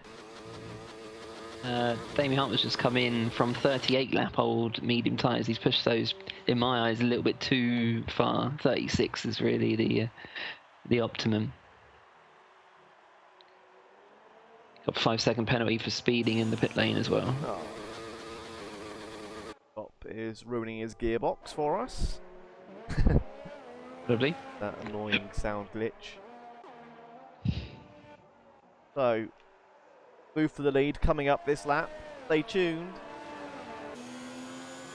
Oh, sorry, my hundredth thing just passed Guido Urshan at turn 3, but Guido is fighting back. Well, Guido's got it back, hasn't he? He has, yep. Beautiful. I would go on board with him, but there's a move for the lead coming up in just a moment, we'd have thought. Probably into turn 4 here. The back mark is Miguel Tawney here, bunching it up. Boy Williamson says, thank you very much. And Brian making the most of the free DRS from the back marker. Not quite yet. I really don't understand why that you get DRS as you lap a driver, because you're not a second behind them. No. But I suppose back markers are a pain, so they just give you that benefit. A reason to something good about passing back markers. Yeah, I suppose. Oh, Peter Phillips in the pit after 18 laps on the soft tyre. He's going perfectly to the strategy that I've given him. Mediums. Yes, and then mediums. Yeah, that's right. He's done soft, medium. Oh, okay. Yes, perfect. Well done, Peter. That's what I meant. Yes. Get in there. Thanks, guys. Best fans. And now he's going to do a nice 29 laps on the medium tyres, which is well within their operating window. Win. Absolutely. Only 1 lap down, so he can definitely do it. Sander in the pit as well. That's a 5-second penalty for him as well. Oh. He's on 40, or was on 40 lap old mediums. On to the soft. And he stopped. Okay. Good luck with that. Another stop for him on the cards. Yes. Have a look. So that's his second stop. He's on for the 3 stop, but the wrong way. What's he done? Medium, soft so far. Yes. His first stop was because of damage, wasn't it? Yeah. It was on lap 1. Bezdin Brian is about to be passed. He is confirmed. He's got no ERS as well, so he really cannot fight back. Ideal. Boy Williamson nicely through turn 1. We don't often see them Brian with so little ERS at any point in a race. Yeah, definitely need to save it. Building up loads there, of course, into the heavy braking zone of turn 3. But bye, boy. Those softer, grippier tyres are going to just propel him away. One more stop on the cards, though, isn't there for Boy? Yep, but he'll be gaining. He'll be gaining 8/10 a lap on Baz. Yeah. Baz will go onto the soft tyre in around 8 laps or so. But by then, Boy will be 6.5 seconds ahead, and both of them will have to stop. So yeah, he should win the race by. I reckon he's going to win it by about 8 seconds. Oh, there we go then. Put your money where your mouth is. Take a look on that. See what people are saying. Nils Eekman ashamed to be out. Yeah, a bit gutted for Nils actually. With that, I'm not quite sure why that's happened. Eddie calling. I think was that 2 safety cars, 1 VSC for the UK race, or was that? Yes. Yeah. Was it 2? Yeah, I think it was. It's all just a blur. Sorry. Damien Heitman is about to lose 7th place to Sanders. No, he isn't. Not no, quite. He isn't, because Sanders made a mistake. Oh, Damien's made a mistake on the last corner. Eye for an eye there, and Sanders going to have that. Beautiful. There we go, easy. Through, nice and easy. Damien, stop cutting those corners. Yeah, I don't know how many penalties you racked up now. It's a few. I think he's got more than anyone else. I'll call him Josh Diggles if he carries this on. He's got 5 3-second penalties plus a 5-second penalty for speeding in the pit lane. So that's 20 seconds. Yeah. Quite a lot of time there. So, obviously with the pit stop windows, sort of, we're on the back end of those now. Starting to see people spread out a bit more. Well, Guido Ocean, those 2 Red Bulls. Get a room, would you?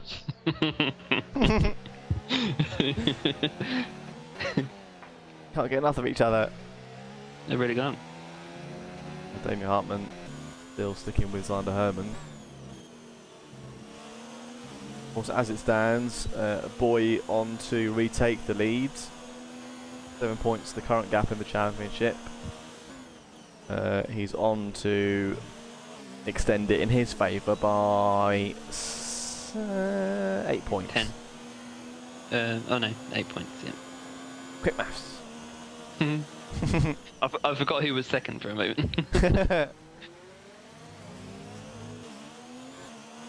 And it's trying to work out. God, I can't even work out the Constructors' Championship.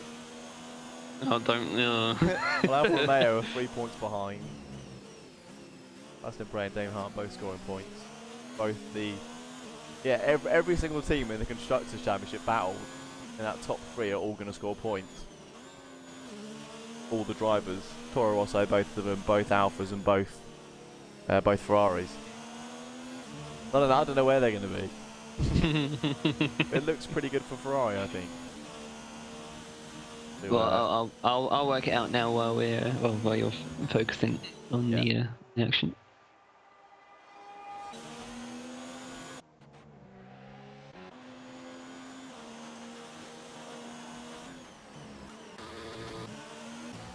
Everyone else is kind of spreading out now. Really big gap actually at the front. The top 5, 24 seconds ahead of P6.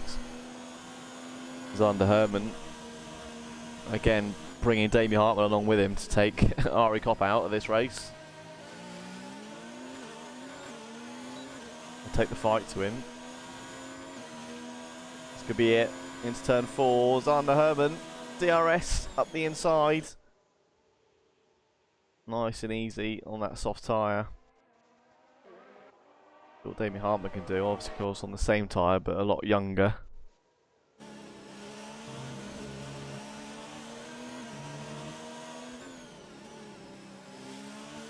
A bit deep there. Oh, great run though out of turn 7 and 8. And up the inside into turn 9. Nicely done. Now for Romeo. Damien Hartman takes P7. Ari Kopp down to P8. So much ERS in that Williams though. Bloody hell, he's got almost a full tank. Yeah. Very good energy saving from Ari.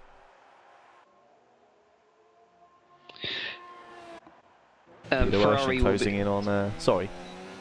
Sorry to interrupt you. Then Ferrari will be leading the. If it stays as it is, Ferrari will be leading the constructors by 6 points over Toro Rosso. Now for Romeo. Third. Third. You didn't wear that one out, did you? No, I didn't. I knew they were third, so. Yeah. Very good. I think looks like Eddie said for NL that I mentioned about the safety cars. I think that's what predicted. I was going to be okay. Okay. I don't think we need any safety cars this round. Or any VSC for that. Team. The operators. Also the UK lot aren't. Also got Mr. No Penalty Rich in amongst their ranks. No warnings, no penalties. I did get one warning in the race. Oh, you fraud! I know. Well, it wasn't me though, and it wasn't for corner cutting. Another driver went into the back of me at turn 3 on the first lap, and I got a warning for it. But that was the only one I got in the race. Oh, not too bad. Guido Bertram really putting the pressure on his teammate now, Marcel Droning. They start to close up with each other. Desperate to make the move. Of course, they're both on the same tyres, so exactly the same strategy more or less. There's only 2 laps difference in their tyres.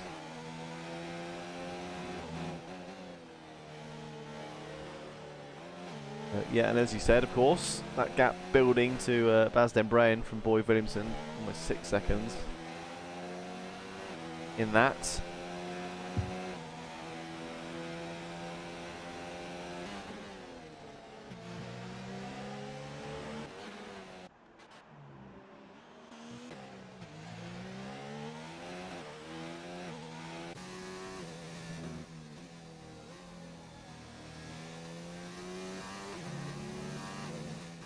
Everyone else is kind of just starting to chill out now. Not really much happening. Yeah, well, it's the final phase. I mean, we saw Dylan Platt, who won the race on Tuesday. Hashtag no spoilers. Yeah, his final stint. Yeah, he was kind of equal to my pace because he just lapped me, and yeah, he was just saving the tyres to the end and managing the gap to his teammate. Yeah, I'd not really seen that before from Dylan, but then I don't often see Dylan in the races anyway. Yeah. But yeah, the final third does tend to be a bit more of a management phase. Yeah. Yeah, regain any fuel you've underfueled the car with and things like that. Yep. Nishem Harrison closing up on the back of Paul Quarret.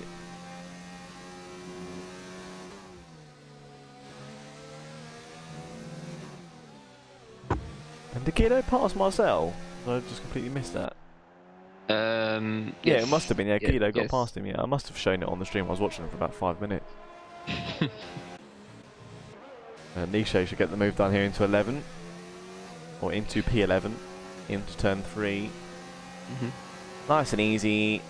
DRS wide open. And there she blows.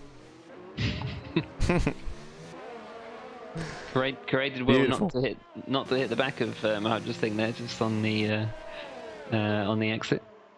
Yeah, indeed. See if he comes back at him. Ooh, bit of a late break. But lives to fight another day.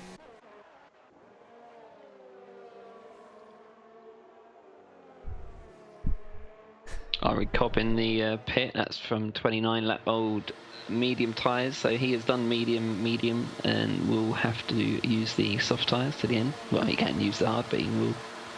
Fastest lap on the cards here. Oh, yeah, absolutely. Well, Ari Cobb was, was very quick in qualifying. Yeah. See if he can get it. He's just 1 place out of the points. Going to be 2 places out of the points, but those got Paul Quarret still to stop. And Nisho Haddising won't be, but he'll be on the quicker tyre, so... Both Red Bulls will be stopping. Yeah. So a few places to gain in the remainder of this race. 19 laps to go. 7 seconds almost the gap now to the leader. Boy Williamson. Made the strategy work today, hasn't he? Oh, absolutely. Yeah, he's done. he's had the perfect strategy. He was able to get through Q2 on the medium tire, just about by the skin of his teeth, and he's used the medium for the first 32 laps, I think it was. Yeah. And then 2 sets of softs, and that is the optimum strategy, as said earlier on. 2 sets of softs and a set of mediums. That's it. Oh, Bas den Breyen and John Donkel both in the pits now. 32 and 30 lap old medium tyres respectively. Okay, well this is a little bit of a chance for Den Breyen to make up some time on Boy with the undercut. He'll be able to do. He'll probably do 1 or 2 laps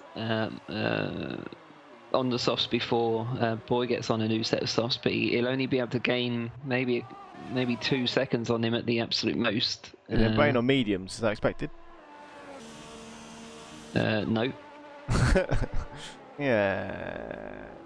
Interesting. Is that? Yeah, he didn't need to be on mediums. How many laps left to go? 18. Yeah, that's soft territory. That's not medium. Yeah, he's. I wouldn't say he's ruined any chance of catching Boy, but he's certainly made it a hell of a lot more difficult for himself. Yeah, yeah, interesting. He's gone with that tyre. I certainly would have been quicker to be on the soft for the last 18 laps, you said. Until the bit comes in, as well as Nicky Visser now then. Nicky Visser perhaps a bit early, but... Seal has got speed and penalty. Oh no.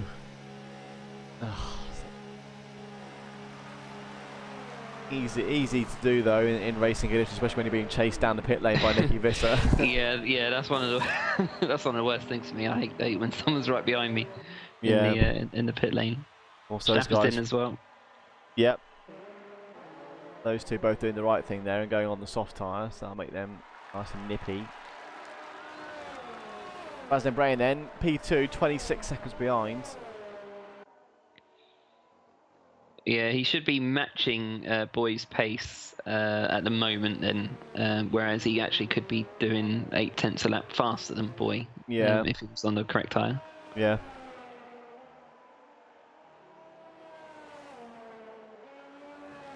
That's one yellows. I think that might have been one of the Renaults. Yes, it was Max Verstappen's. Cutting some grass there down the back straight.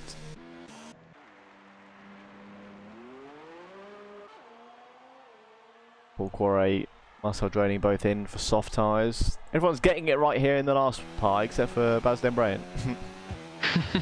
And he's normally the one that does get it right. Yeah.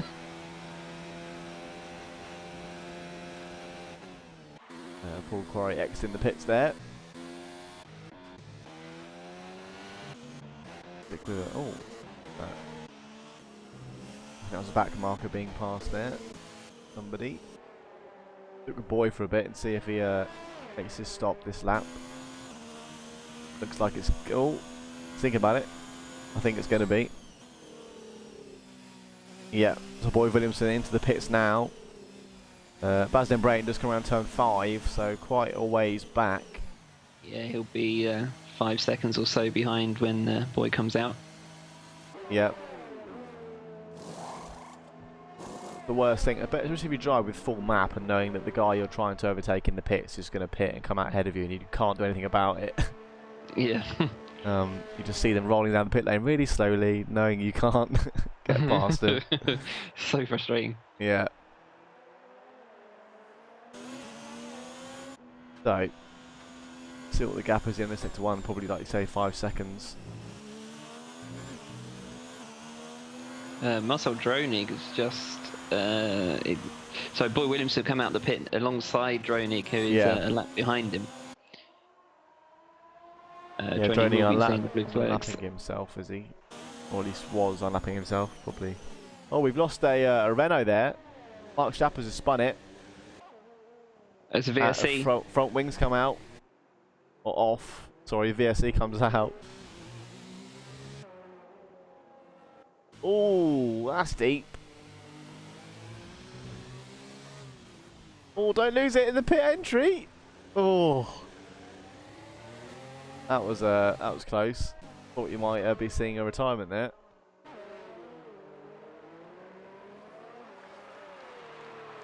Mark Verstappen speeding in the pit lane. Number of drivers getting that. Injury, yeah. Guido Ocean has stopped. Is that another stop he's made there? Or was that his scheduled one? No, I think that was scheduled. Yeah, stop number 2, yeah. But everyone on a 2-stop. Stapper's on a 3rd stop, of course, now with that front wing being repaired.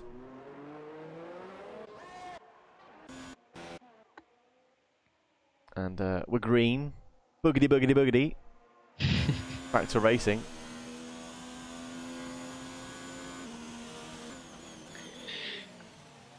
Well, I said earlier on that Boy was going to win this race by 8 seconds, but that was based on Baz being on the soft tyre. Yeah. So with him on the medium tyre, as I said earlier on, 8/10 a lap for 20 laps. Yeah, he's going to be a further 16 seconds down the road by the end of the race, potentially. So it's going to be 26 seconds, 24 seconds. Yeah. I would say 22. I would say 22. Yeah. Just to allow for inconsistencies in lap times. Yes, of course.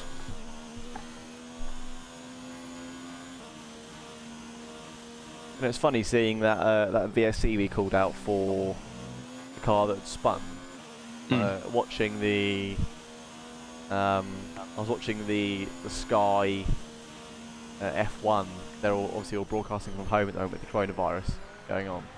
And they were doing a watch along of the '99 German Grand Prix. Oh yes. Where Johnny Herbert wins from somewhere far down the order. But in that race, there was 2 occasions where a car was stopped dead on, sort of just off to the left or almost in the middle of the track, and there were marshals and things on track. They just waved the yellow flag and nothing else. What do you think how much that's changed now?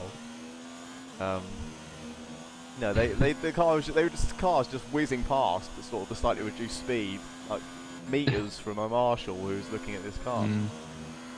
Crazy how health and safety's come along. Yeah. I must admit, I think I liked it more back then. Absolutely. I mean, not that I was that old. I can't remember. I was only 3, but but yeah, the idea of that, it's better with me. That was certainly the sort of height of my interest in Formula 1. Yeah. I've been watching it a long time, since 2014, so I'm really really accustomed to changes. Son Herman's just came in a moment ago for new soft tyres. That perhaps.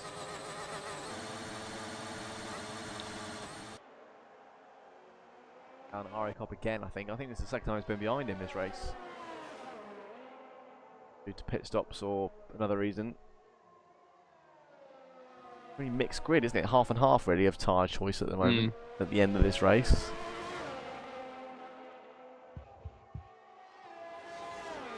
Which I guess makes sense. It's kind of the expected finishing order, but not everyone's done it the right way around. Oh, Sander's going to make the move on the Ari Cop. Right on the back of their exit in turn 1, really close. The move. Which potentially doubled his points take for this race from 2 to 4. Yep.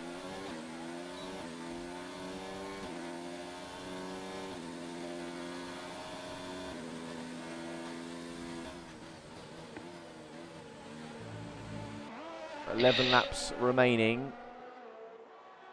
Go ahead, Adrian. Thank you. Boy Williamson just set a 107.1. That is a second and a half quicker than Brain. Yeah, he's going some now, isn't he? He is. I think he can. I think he can taste the win. Been tasting it since the beginning of the race. Not that he's led it since the beginning. He only led after the first pit stop, but he knew he had the right strategy in his mind. Yeah. And he's pulled it off. That's something pitting there. That's something I was going to mention earlier on. Actually, is about the strategies. Even if you started the race on the soft tyre and you've pitted for the medium in your middle stint. When you get to within 20 laps or so from the end of the race, by that point you must know that you did 20 laps at the start of the race on the soft tyre. So you can surely adjust your strategy to suit. It's almost like some of them have just gone with what they originally planned, even if it's not the right thing to do now. Yeah.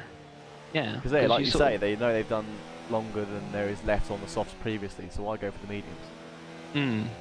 Yeah, it's like they've just chosen I think the default strategy is actually soft, medium. Yeah. Yeah, interesting indeed. Yeah, but you'd think that drivers would adapt and learn from the laps that they've done in this race, and and pick up on how many laps each tyre can do, even if they haven't done any practice prior. Yeah. Oh, boy, Williams around the outside. I know he's lapping the driver, but around the outside of I think that was Ari Kopp in the Williams at turn 3. Very good. Purple first sector as well this lap. Fastest lap on the cards. Yes, he's going to steal it back from his teammate who stole it on the previous lap. Yeah. 7-0 to beat. They're good to see. Stick on board with him as he comes round. Turn 8. Slower than his best in the middle, but still very quick. This is definitely going to be enough. Gorgeous around the last couple of corners there. Beautiful. 107.027. What's the difference? Not much, is it? Yeah, stand by. It was.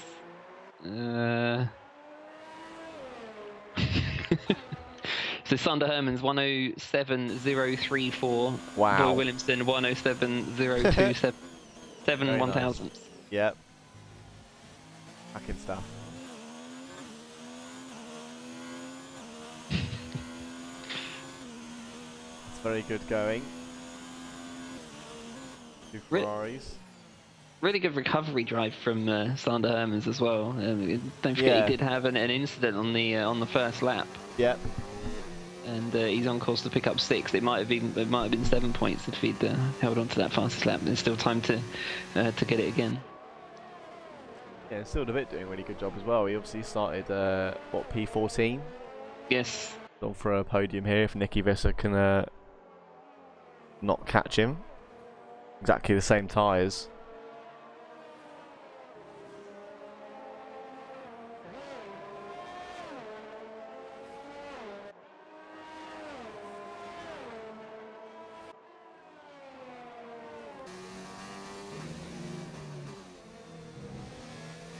Sort of even could even challenge Baz Den Brain here for P2 if he's not careful. Yeah, I think he may have him on track, but I don't know if he's going to hold on due to penalties. Right. Yeah, of course, always the deciding factor here in these league races.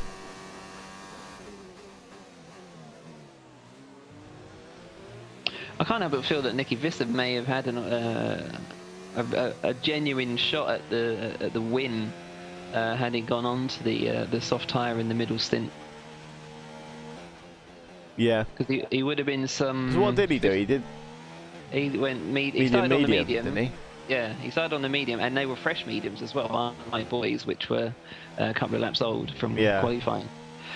But yeah, he went quite deep on the mediums, then mediums again, and then softs for the final stint. But he could have gained 15 seconds or so by using the softs in the middle stint as well as at the end. And by that logic, he would have been certainly fighting with Boy to the end of the race, certainly in P2. Yeah. Now half a second off the back of Den Brain. Still a bit. They're still actually pulling out a slight gap on Nicky Visser, obviously with DRS help from Den Brain ahead. And of course the cloud is back. No tumbleweeds this evening. No, I've been looking out for them.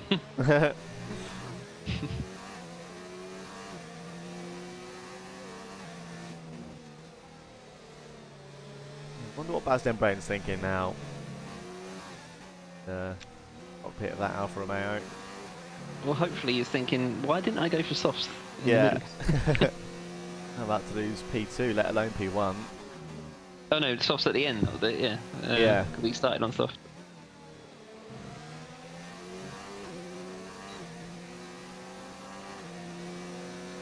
Well, can he do it into turn 1? Bit too far back there. Yeah. Still. Well, he's putting pressure on Yeah, Baz, though. great run there. He forced him wide a bit. Over the curb though. Yeah, Make your braking a bit trickier. he's got grass on the air. Oh, that's a bit of a... Oh, a bit Verstappen. Verstappen Leclerc. Yeah. Yeah.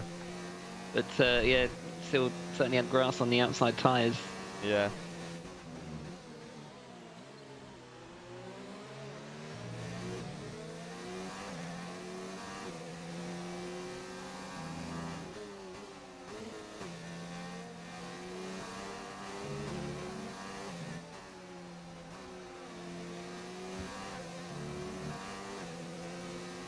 It's quite tense at the moment, I feel.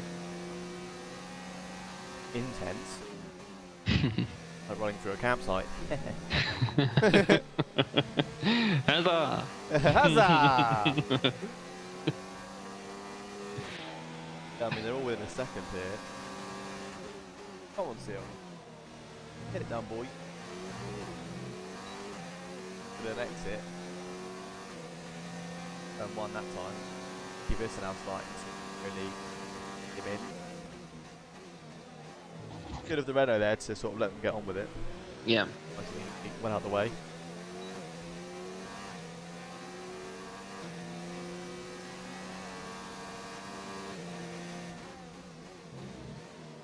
Tricky now. Oh, go on, have a look. It's tricky, isn't it, at this point for a driver, knowing he's got limited laps now, and he knows he's quicker than the guy in front. Yeah. But he can't quite find the right spot to get close enough to him, and it's that tricky point where you start making stupid moves rather than well thought out ones. But so far, Sil's doing well. He also knows he's got time penalties as well, so is the risk even worth the gain? Harrison and Marcel Jones just fighting there. Niche splitting the Red Bulls for the first time this race. Gets in between the two. Knocking one of them out of the points. Yeah. Oh, and then, has the move been made? Right. Bastian Brain defending again into turn 3. Ray Harrison 0. Don't need it on 1 if you've got DRS.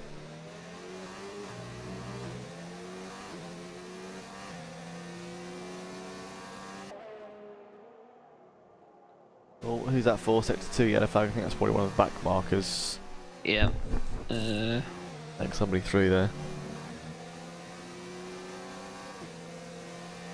Right, here we go then. Less than 2/10 there, just around turn 9. Oh, Bastian Brain from caught Baz. the curb. But he's remarkably kept it very well handled there through that mistake at turn 10. He's got no energy in the car. He should be not conceding a position, but he should be overtaking it quite easily. Yeah, still up the insides, but Baz has kept it well around the outsides every corner so far. The cut back, no, not this time, but DRS will help him. Yeah. Nicky Visser, of course, getting in amongst this as well now. Boy Williamson laughing in the lead. Yeah. Because he's got he did have full battery, and he's 20 seconds ahead. Yeah. What did I say the final gap would be? 22? 22, yeah. Close. Build of it now. I want to start extending that gap. He probably wanted Nicky to get involved with Baz now and slow them both down. He'll need it if he's got the penalties. Oh, Mark Stappers has been disqualified. Yeah, driving the wrong way. Again? Yeah, I don't understand that one. I didn't see what happened. Sorry, Adrian. Bastian Brain's gone wide again at turn 10. That's let Nicky Visser up the inside. And Nicky Visser's... Oh, is he going to go deep? No, he's done it into turn 1. Great move. Yeah. Bastian Brain keeps doing that at turn 10 now. He needs to... I don't know if his tyres are maybe giving him some grief, but they're pretty young for mediums. And yeah, keeps getting that curve a bit wrong. Turn 10 and getting some of that runoff. That's not what Sil would have wanted. Nicky's made easy work of that. Now he's right on the back of him. Yeah. Oh no, Sil's lost it! Oh, he was thinking about it, wasn't he? He was thinking about Nicky being behind him, and that was enough. Lucky. There'll be a podium for Baz Brain then. Might be. Yeah. Nicky Visser just gained two. Peter Phillips out. He's DNF. Oh no. He lost both Renaults. No. Lost it on the exit of turn 1 there. Saw that with Boyd Williamson as he came around the first corner. It's only 2 laps to go, or 1 lap to go at the time. Yeah, that's. I mean, that can't be much worse than crashing out 1 lap left of a 100% race. So watching Boyd Williamson now. Then comes around turn 6,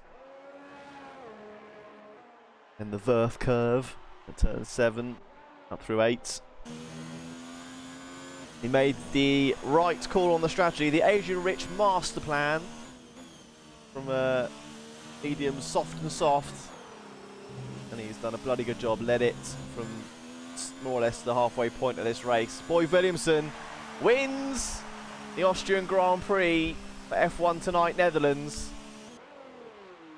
and me and Adrian both agree he's also going to be driver of the day for this evening. Just really pulled off the perfect strategy, didn't he, tonight? Absolutely. I mean, it was a toss-up between him and Nicky Visser, of course, who started last and has managed to finish second after being, after making those 2 places up on the final lap.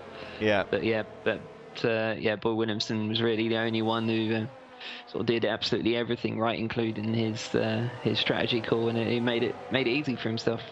Yeah. 17 seconds was the gap in the end, 21 on track. Absolutely. Just seeing some carnage unfold here as the AI take over from the drivers and bring the cars home in many pieces. Nicky Visser, as you mentioned, finishing second from dead last on the grids. Great drive from him as per usual, expected from beginning.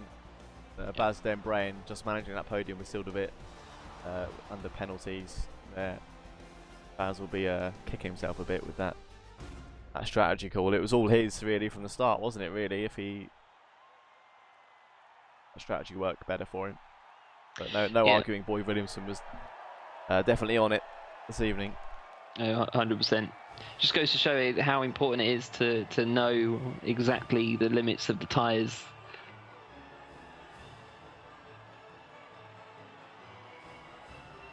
Yeah, fantastic race, and very well done to Boyd.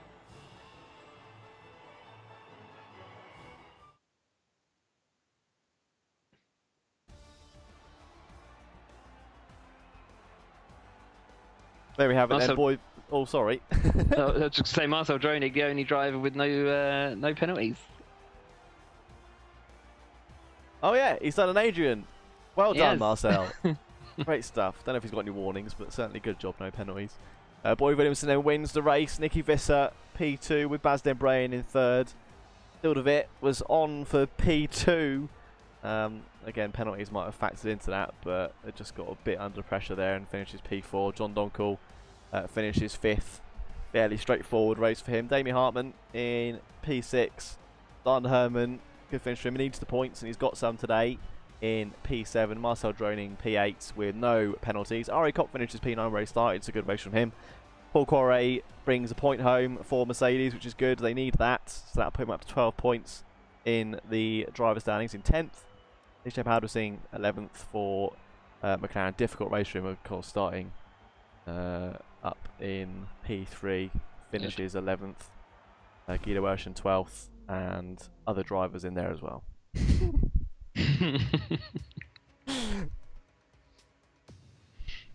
There you have it. And the rest, which I can't speak fast enough through to get to the end. But Peter Philip, Mark Strappers, and Nils Ekma finishes that race. Got to 12th. That was 3. There must be 3 drivers left. Barry Bain was there. He finished, didn't he? Yes. somewhere, and there's one more driver. Miguel Torney. No, he got disqualified. It was. I don't know. They've all left. I can't see them anymore. They've gone too quick. Well, there we go then. Anyway, Boy Williamson, your race winner for the Austrian Grand Prix for F1 tonight, Netherlands, and the driver of the day. Let's have a quick check on YouTube, see if we've got any more comments. Negative. So there you have it. And we're of course here next Thursday for the British Grand Prix. Mine and Adrian's home race, of course, not the Dutch home race. We've probably done it now. Really, this is the Dutch home Grand Prix, as close as they'll get to it for this season, anyway, or in this game. Of course, Eddie and Guido will be doing the F1 Tonight UK broadcast for the UK drivers on Tuesday. But anything to add from you, Adrian? No, not this evening. No, other than tune in next week. Perfect. Well, as always, thanks everyone for watching. It's a huzzah from me, and it's goodbye from me. Goodbye.